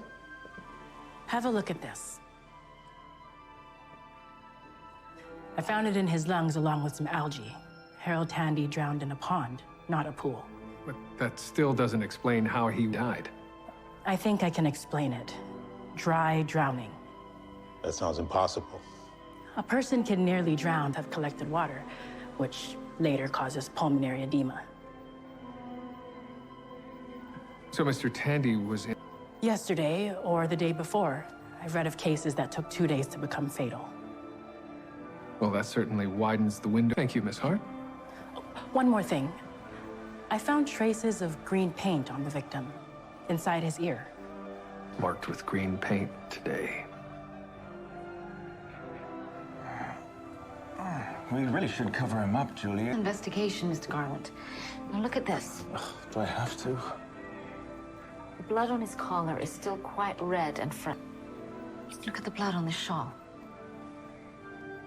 It's dry and stiff. I should have seen it before.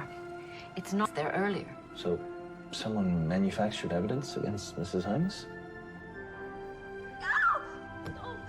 What happened? Lauren found it. This is too much. Lauren, what is it? I felt something poking me when I sat down. It was under the cushion. Did you touch it? No. We need the finger marks on it. Who put it there? The murderer, presumably. And who is that?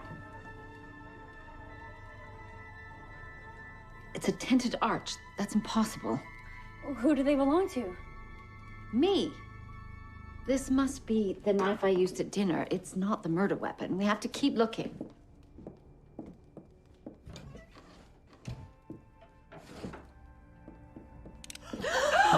Please, Julia. Leslie! I think it's best if you sat down. What do you do? What interest would I have in killing the warden? I'm about to be released tomorrow morning. I have no idea why you would do it, but you have blamed everyone in this household. Anything past her. She's responsible for the death of my beloved brother. What? Your first husband, remember? Leslie got this murder, and I can explain to you all why. Green paint on Harold?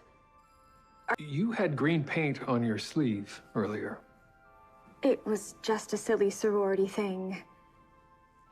Incidents, Miss Harris. Penny, please help us. We use it in our initiation. Base is green. Do any other groups use green paint? My sorority is the sister. They paint new brothers green too. Why would Leslie frame you? It fits in with his previous behavior, made for his brother's death. So for some time, he made my life hell. What did he do? He posed husband. He tried to keep us apart. He terrorized me. I sent some letters, Julia. I was angry. You ruined my life. That's the least that you deserved. You're pathetic. My brother would still be alive if it weren't for you. There's something brown on your shirt, Leslie. It looks like cocoa. Why would you have cocoa on your sleeve? He took Dr. and he dusted it with cocoa. Look, how did he get the knife bloody? Oh, Mr. Garland, you didn't. You don't. This woman is evil. You framed Dr. Ogden. Leslie, it was you. You killed my father. Leslie, how could you? What are you saying? Of course I didn't do it. Did you? Wait a minute. This is getting out of hand. Everybody out. I need to speak with Dr. Ogden. Alone. Will you murder her too? Please. It's all right. I can defend myself if it comes to that. Let's go, everyone. You have some unfinished business to discuss.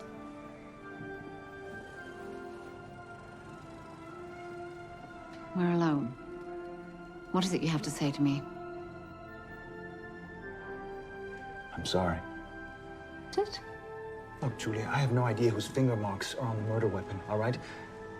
But I saw one last chance to get my revenge for what you did. I didn't kill Darcy. But he'd still be alive if he'd never met you. Don't you think it's time you let this go? You're right. This anger towards you has been eating me from the inside out. I hate not being a Crown attorney anymore. I went into estate law, but it's just so boring. Well, it'd be a fresh start for you. You could find a career that is truly fulfilling. I fear marrying Lauren is a mistake, too. Life's such a mess. Leslie, You're right. What are you doing? I thought that's what you wanted. Pissant!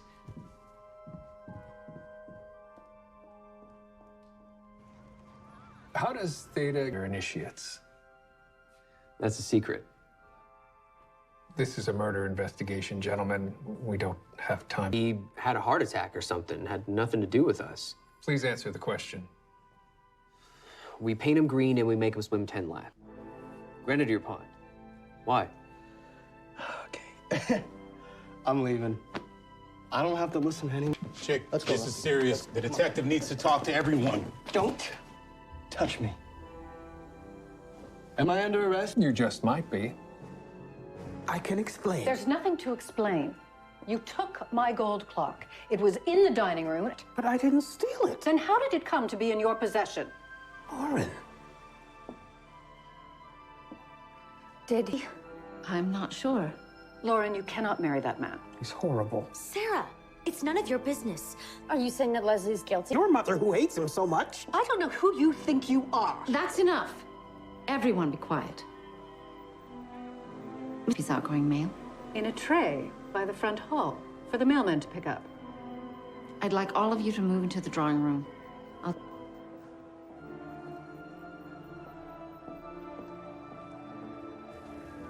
Harold Tandy was an issue, and it killed him. Detective, are you aware that Chick is Miss Harris's brother? Well, that is because Miss Harris, your sister, told us that Mr. Tandy wrote her a letter after they last saw one another, breaking off their relationship. Did you make him do that? By showing him that you'd kill him if he didn't? You pretended to initiate him to gain his trust, him underwater. You scratched his head with your ring. All right. But I just scared him so that he'd stay away from my sister. Yeah, Chick wasn't anywhere near Harold when he died. His actions killed him. And it was at your hand, Mr. Harris. I suppose we'll have to see how much jail time a judge and jury. Please, sit. Believe that Sarah stole your gold clock. Thank you, Dr. Ogden. I believe that Lauren gave it to her in exchange for a favor. I'd like to draw everyone's attention to this. These old letters of the warden's were found in the stove in Sarah's room. Hindley. Did you? Or were they examples of the warden's handwriting used to forge a letter? What letter? It's a letter to the head of Port Credit Prison stating that Jane March is pardoned fully and completely. I don't know anything about that. But why would Lauren ask Sarah to forge a pardon letter for Jane? Jane, that all evening you've been reaching into your apron pocket. Please show us what you have in there. No. Do as Dr. Ogden says, right now.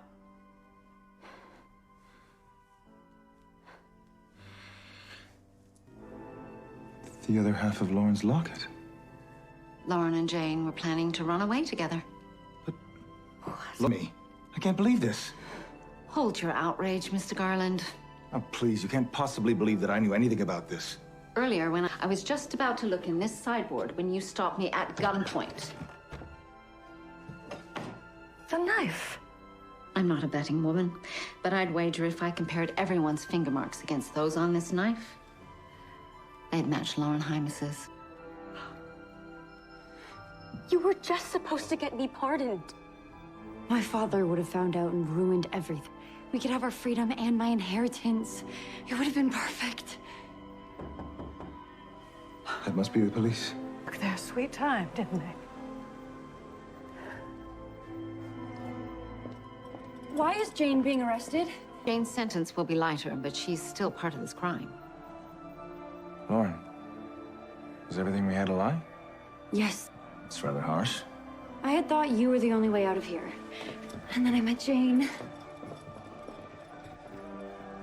Well, Julia, although our night together did have a grisly catalyst, I must admit I did rather enjoy our time playing detective. No hard feelings. Tried to frame me for murder. Well. Did you find the murder weapon in Lauren's bedroom? Yes. Along with her father for his inheritance, and kept a bag close by in case she was looking suspicious, but... Well, I thought she did it for us. But you did nothing. She was my fiancée. Officers, take this man into custody as well. What? Life again? You did that yourself. You'd best watch your back, Julia Ogden. I'll see to it you pay for this. If the officer's waiting.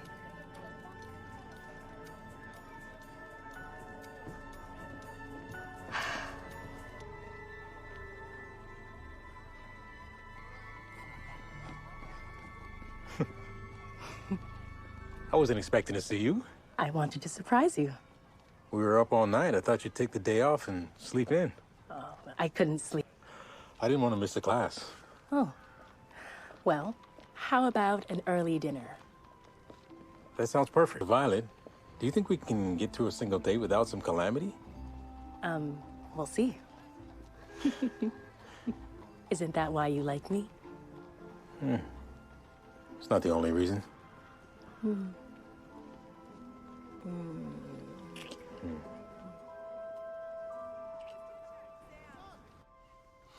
I'm just glad she's too imprisoned. She missed you. I missed you both so much. I'm so glad to be home. What else can I get you? I'll make you anything your heart desires. Honestly, I'm not fussy, as long as it's not steak, cocoa, or imperial tokay. Right, what is tokay? What? It's a Hungarian... It doesn't matter. Were you really up all night solving the warden's murder? Put the kettle on and come back and I'll tell you the...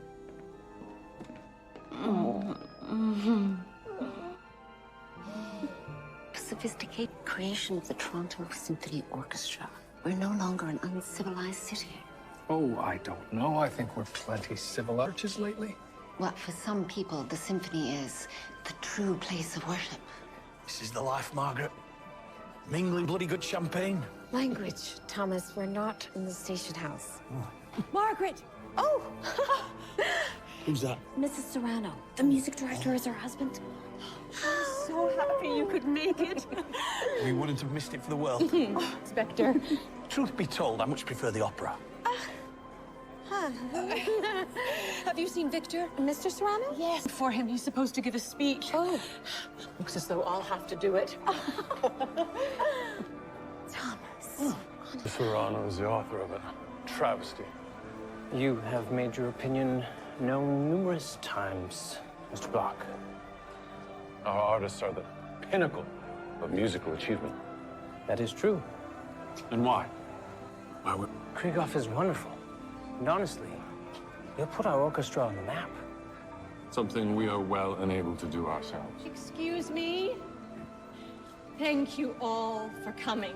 My husband, Victor, and I are so pleased that you... He is still making final arrangements. The pleasure falls to me of announcing that tonight's performance of the Toronto Symphony of Tchaikovsky's Piano Concerto No. 1, conducted by Maestro de Lyon and performed with the great pianist.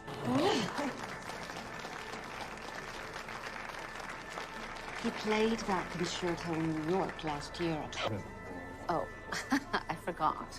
He's not a scientist or a criminal. Yes. Julia Ogden. Oh, Herbert. Are you here with the symphony? Return to Toronto. I never thought that I'd see you again. It must be destiny. May I pluck? Pleased to make your acquaintance. Your husband.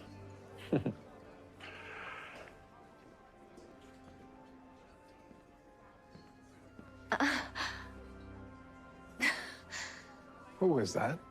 Extinguished, I assure you. Hani Ahmad, violinist. Charmed. Are you in the orchestra? No, it's orchestra. Oh, is that so? I keep asking Mr. Serrano, but he won't budge. Perhaps you could petition him for me. Oh, whoa. Honestly. It's simply not possible. The money isn't there. Imbecile.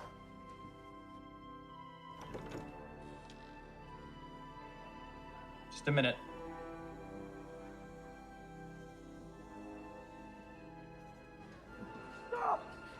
Get away from me! Margaret, hold up. Yes.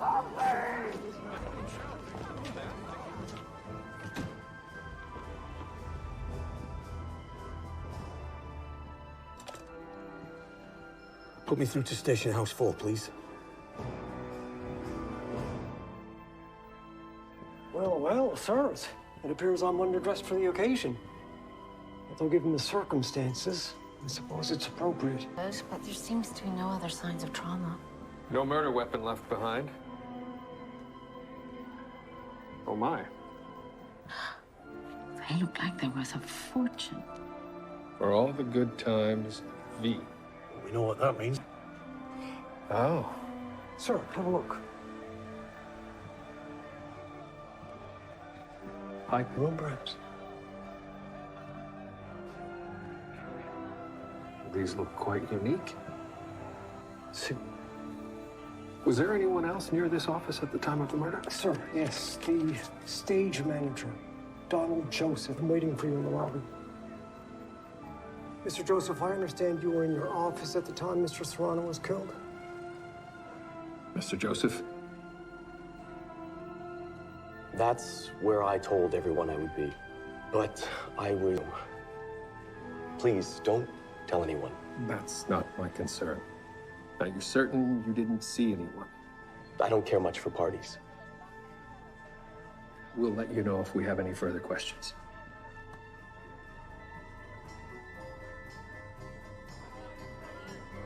It's as you said. He was strangled. Any other injuries? And cuts on his finger where he tried to get the wire off his neck.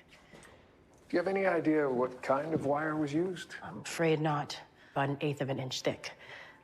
I also found this. Wood fragments? I'll let you know if I find anything else. Thank you, Miss Hart.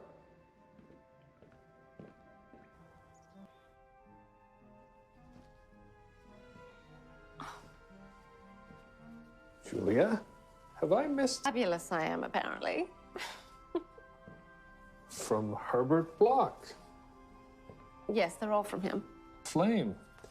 Perhaps not as extinguished as you'd thought. Should I be concerned? Oh, don't be silly, William. Oh, by the way, at her home. How is she? Do you mean, do I think she's guilty of something? I know that she's going to be at Symphony Hall. She's going ahead with this concert no matter what. Curious. Certainly.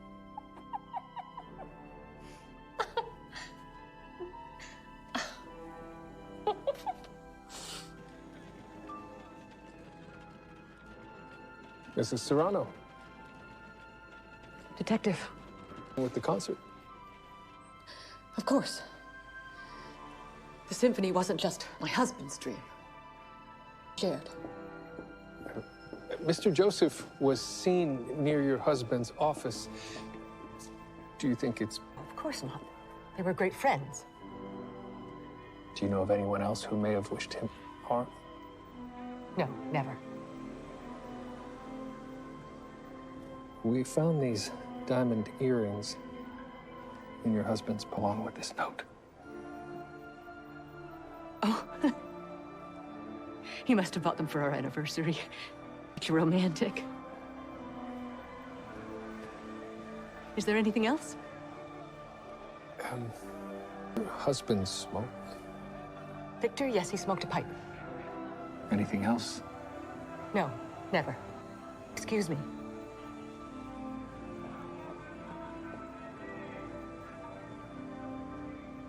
So you're... Yes, I am. Is there something... Observing. Trying to imagine what it is she sees in you. Well, she obviously saw enough in...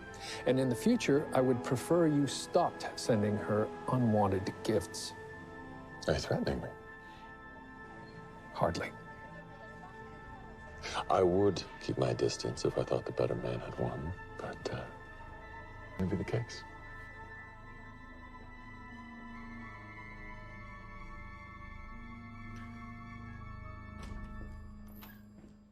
I don't know how I can help you. I'm simply an accountant. Have a seat, Mr. Cleavey. Often quite helpful to follow the money. I did warn him that his involvement with a bunch of musicians might be a losing proposition. Serrano involved in any other ventures that would cause him to lose money? Now's the time to be truthful, Mr. Cleavey. I wouldn't call it a venture per se. He was also passionate about women. One in particular. I have a feeling you're not talking about his wife.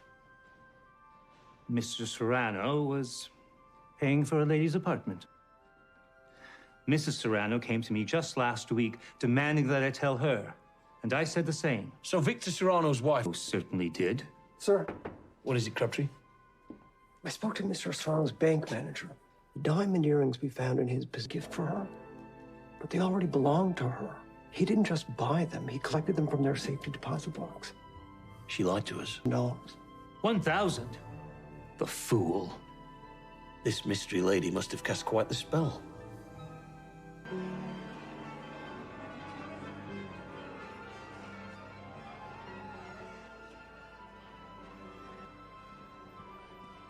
Mrs. Serrano lied to us. She knew that Mr. Serrano was having an affair.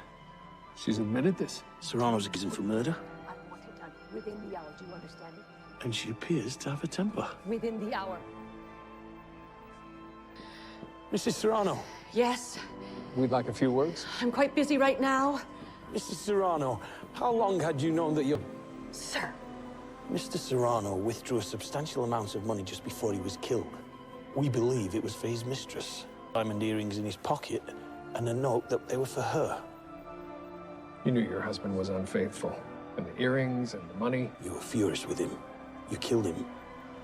Have you two lost your minds? My husband was killed, and instead of being a... Perhaps we could speak somewhere private. Would you rather the station house?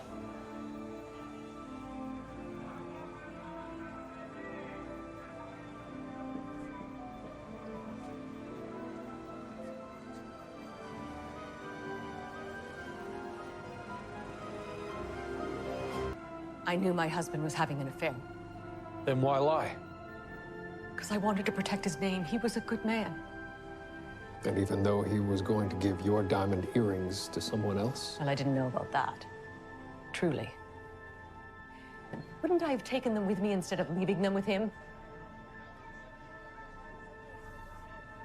Who was your husband having? I asked him. I don't know who it was. He told me and have nothing more to do with that woman. I believed him.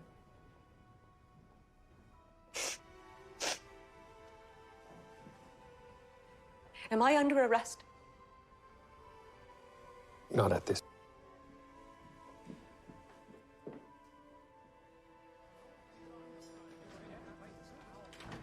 The mistress was about to be let go the night of the murder. So he tried to rid himself of her. She took exception and strangled him. Perhaps. But she didn't take... Well, she didn't know about them, or simply took the money and ran? Back to the love nest. Possibly. Cleaver, the accountant, paid the bills. He'll know where it is. Where's that? Donnerwetter! Das ist ja unerhört! Da fällt eine Klavierseite. Damit kann ich doch nicht spielen. Das Klavier funktioniert. May we be of assistance? Who are you? Detective William Murdoch, Inspector Brackenreed, Toronto Constabulary. Absolutely not. They've been here since Victor's death. Ja. Gentlemen, Igov.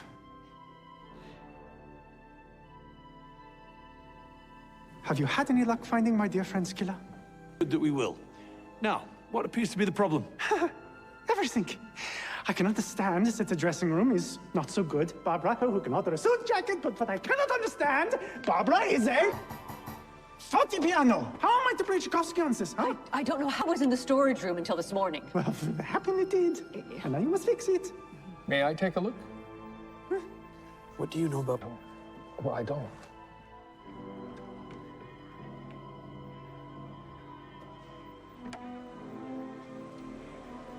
The fire is gone. Now we know where the garrote came from. We met at university. Was it a serious affair? More for him than me. But he became obsessed with me. At first it was rather flattering, but then most disconcerting, so I broke it off. Well, Julia, some men don't know how to take no for an answer. It was a long time ago. Years only intensify those desires.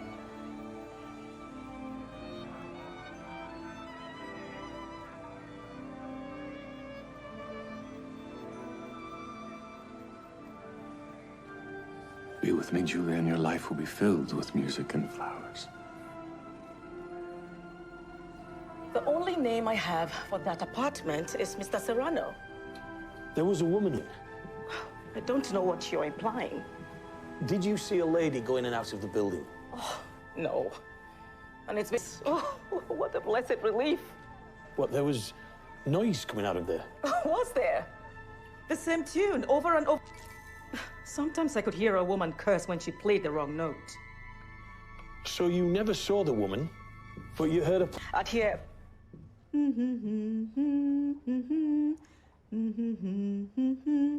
You're humming the Tchaikovsky tune. Now, if you don't mind.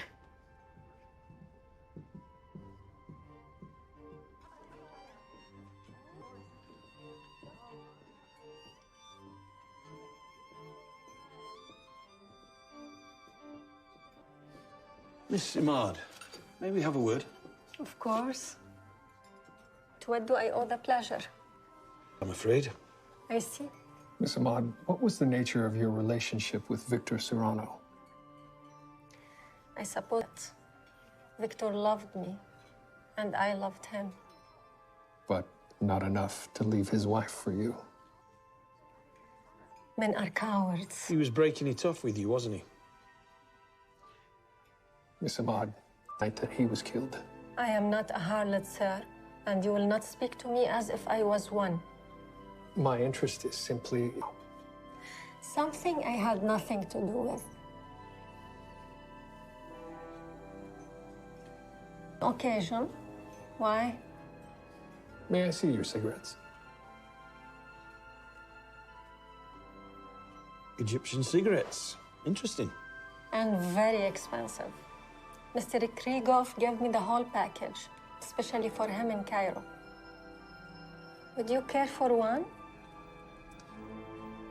For the purposes of evidence, it's my belief that smoking reduces your lung capacity. Can't possibly be good for you. Many things, that's all. Ain't that the truth? What we do?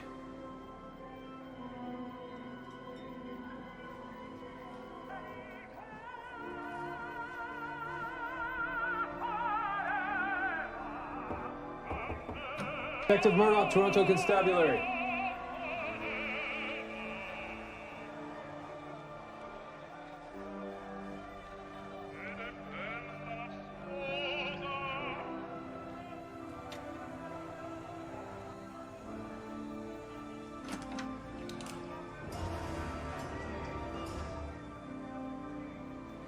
Detective, accept my apologies. Do you always carry a gun when you bathe? On occasion. I'm a little on edge lately. Mr. Krieghoff, I know you lied. You didn't just arrive in Toronto today. But this is hardly a crime, is it? These are your brand? Found this packet in Mr. Serrano's office the night that he was killed. Oh, but they are not unique to me. Miss Ahmad? Ah, yes. She's a delightful creature, is she not? Perhaps not. Victor. Mr. Krieghoff, what were you doing with Mr. Serrano before he died? Or I can take you down to the station house and throw you in our cells. You wouldn't. Prison would ruin my reputation. Turn around. So you can raise your weapon at me again? So I can get out of the tub.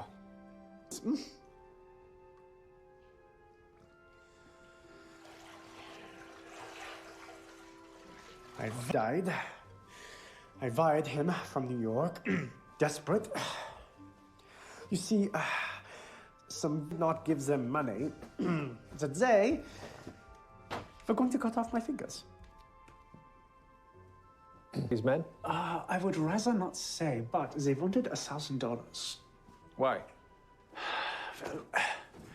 But Victor, he's an old friend, and he said that he would give me the money, so. How do I know you weren't extorting him? Victor. Victor saved my life. He wanted to just give me the money, but I promised him I would will just to his widow. Did Mr. Serrano say anything to you about... Was anyone threatening him? Not him. But some mistress, apparently a former acquaintance of hers, was getting a little pushy. Threatening her life? I suppose so. But then Victor did also say that she was one of those people who was just prone to these flights of fancy, so... Poor Victor. He just did not know what to believe.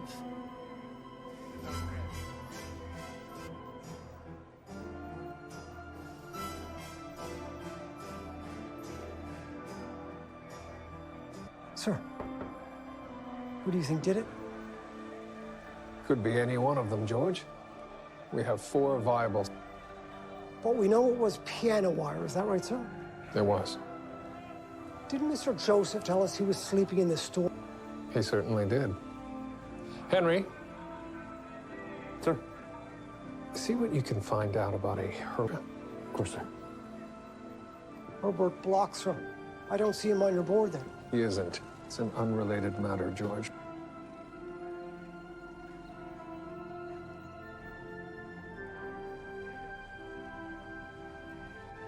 Hello?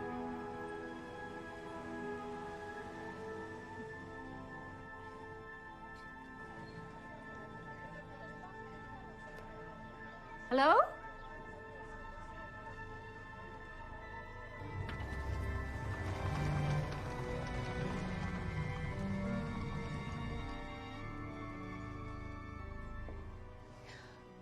Oh, Herbert, what are you doing here? I'm here for you. When we were courting, you didn't mind a surprise visit? That was a very long time ago. This is for you, my lady. Oh, for goodness sake. I'm married, Herbert, and very happily. Run away with me. Leave at once, or else... Julia. Get out. Out. Out!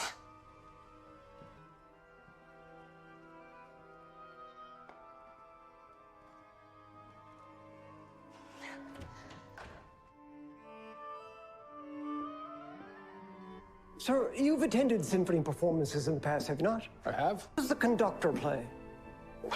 None at all, George. Well, then what exactly does he do? He... Exactly does he do that? This must be the storage room. So this is where Mr. Joseph was sleeping. Sir, a letter from him to Miss Ahmad. Why won't you answer me? It's odd he didn't send it. He sounds quite lovesick. Sir, can I ask another question? Do you think it's time I start thinking about having children? Oh, I don't think I'm the person I to just don't answer. want to do it at too advanced an age. You're that. I mean, Effie and I wonder how you manage sometimes. Well, just as we're you and Dr. Ogden are, oh my, what do we have here? Oh. If I'm not mistaken, that is the murder weapon. Mr. Joseph, we'd like to have a word. Stop!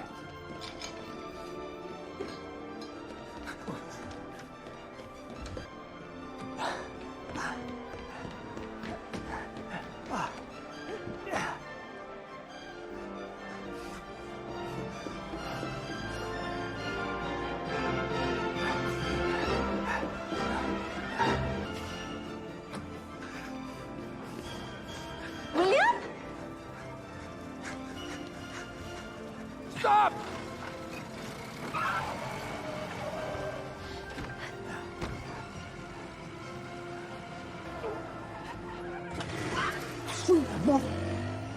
Doctor?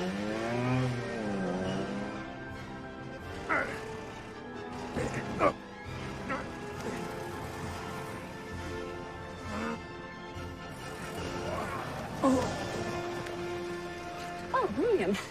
Good. I need to talk to you. Mr. Block does know you're married. I did make that clear, yes. I'll have a word with him. Thank you. His visit was a troubling with Susanna. Of course. Thank you. High standard that we maintain. But if you Mr. just... Carley, you are a pleasure to watch perform, but you are undisciplined. Up. Mrs. Serrano, if I might have a word. I heard that Mr. Joseph ran off. Did you catch him? Former lodgings and constables haven't seen him anywhere. I don't know why he would run. There must be some misunderstanding. You stated her husband were quite close. Is it possible there was some animosity? Never. Donald and Victor were friends. They lived for the music. Now, if you'll excuse me. Of course.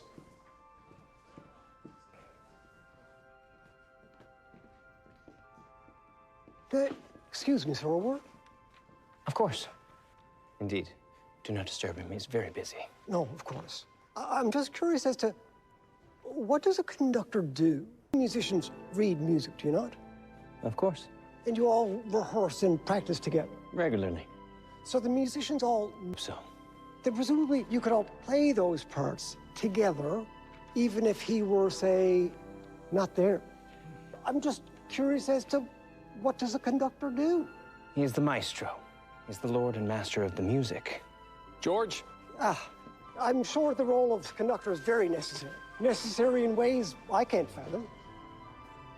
Sir, I've had... I need you to go to Miss Ahmad's rooms. Now, if Mr. Joseph is in love with her, as the note suggests, then that's likely. Are you sure you don't want some? Yeah, thank you, no. Please sit.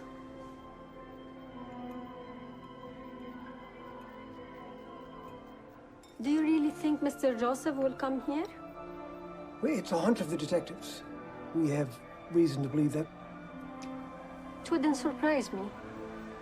I know it sounds scandalous, but Mr. Serrano was going to leave his wife from us. And that is likely why Mr. Joseph killed him. Do you know that? I don't know it, but it does.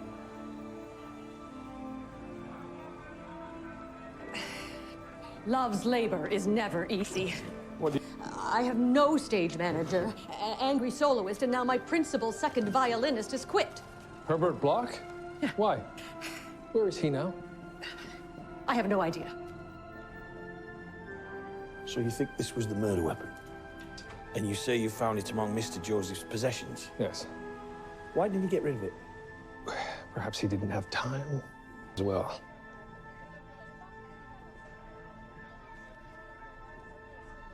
Sir, look at this. From Miss Ahmad, begging Mr. Serrano to let her play violin in the orchestra. She's definitely persistent.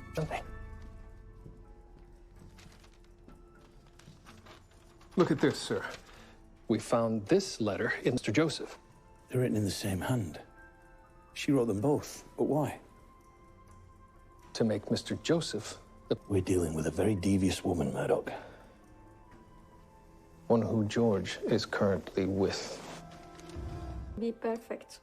Mr. Serrano was going to help me truly begin my career as a soloist. My life was going to be, but now it is in ruins. Donald! Get out! See you! Constable, arrest him! Mr. Joseph, you're coming to the station house with me. You're under arrest for murder. Murder? I did no such thing. You had no... She was having an affair with Serrano. Did you kill him so you could have her to yourself? I didn't. Anya, how could you? You betrayed me. Sirs. Better...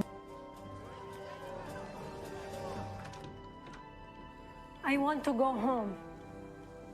I'm afraid. We found your finger marks on the weapon that killed Mr. Serrano. I don't know how they Please got... stop lying to leave his wife for you, was he? And he also wasn't going to let you play in the orchestra either. So in a fit of rage, you killed him. You found the weapon in Mr. Joseph's office. Because you put it there. Along with a desperate, as though he would be willing to kill for love. I stopped him from killing me. I am a gifted violinist. Can't you see that? Why won't you believe me? I'm a star! My husband may have had a wandering eye, but he did not deserve his fate. Thank you for catching his killer, Mrs. Serrano. Victor would have been so pleased with this evening. Oh, well, the show must go without a hitch. Oh, I wish I had your confidence, sir. Well, at least you got a violinist back. Is that so? Sir. Yes? The other, sir. What is it, Henry? Well, news about Mr. Block. He could be a dangerous fellow, sir. How so? He was suspected of killing a man who had stolen his previous lady friend, but... Good gracious, is there a fire? They're simply telling us to take our seats. I'll be along in just a moment.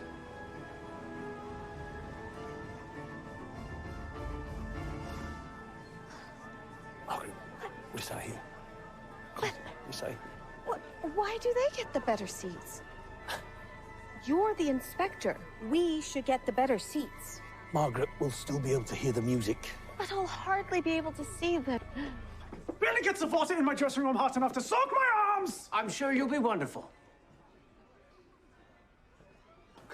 I saw him in the wings earlier, but he's not on stage. I don't know where he is, and the maestro is furious. I see.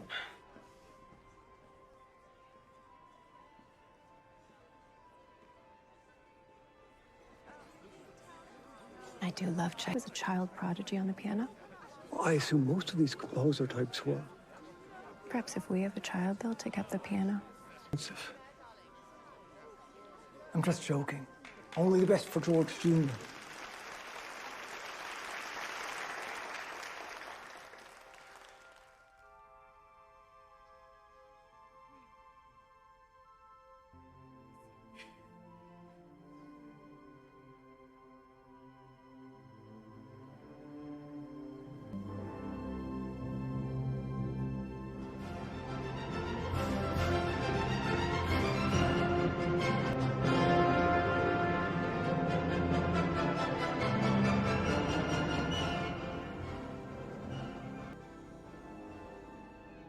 Prepare to be thrilled. I am on in 1 minute. Oh, perhaps I should. If only to keep her from swooning.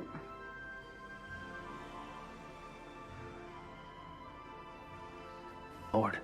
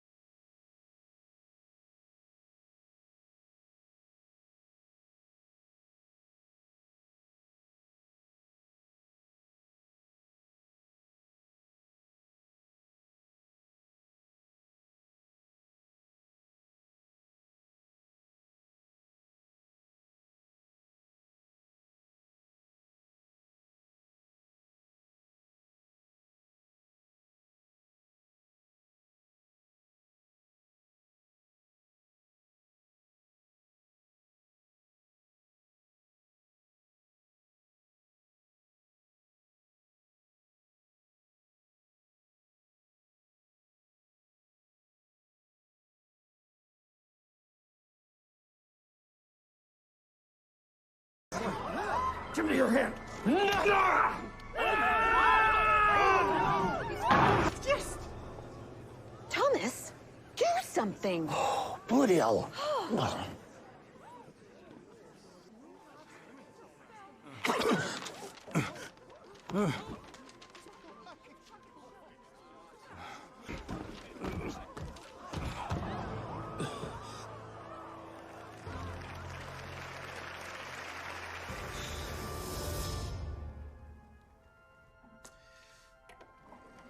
Well, it seems our victim was love triangle, What do you mean? You, me, or... William. There was never a triangle line from my heart to yours. Is that so, Doctor? It's Tchaikovsky. You're not so bad yourself.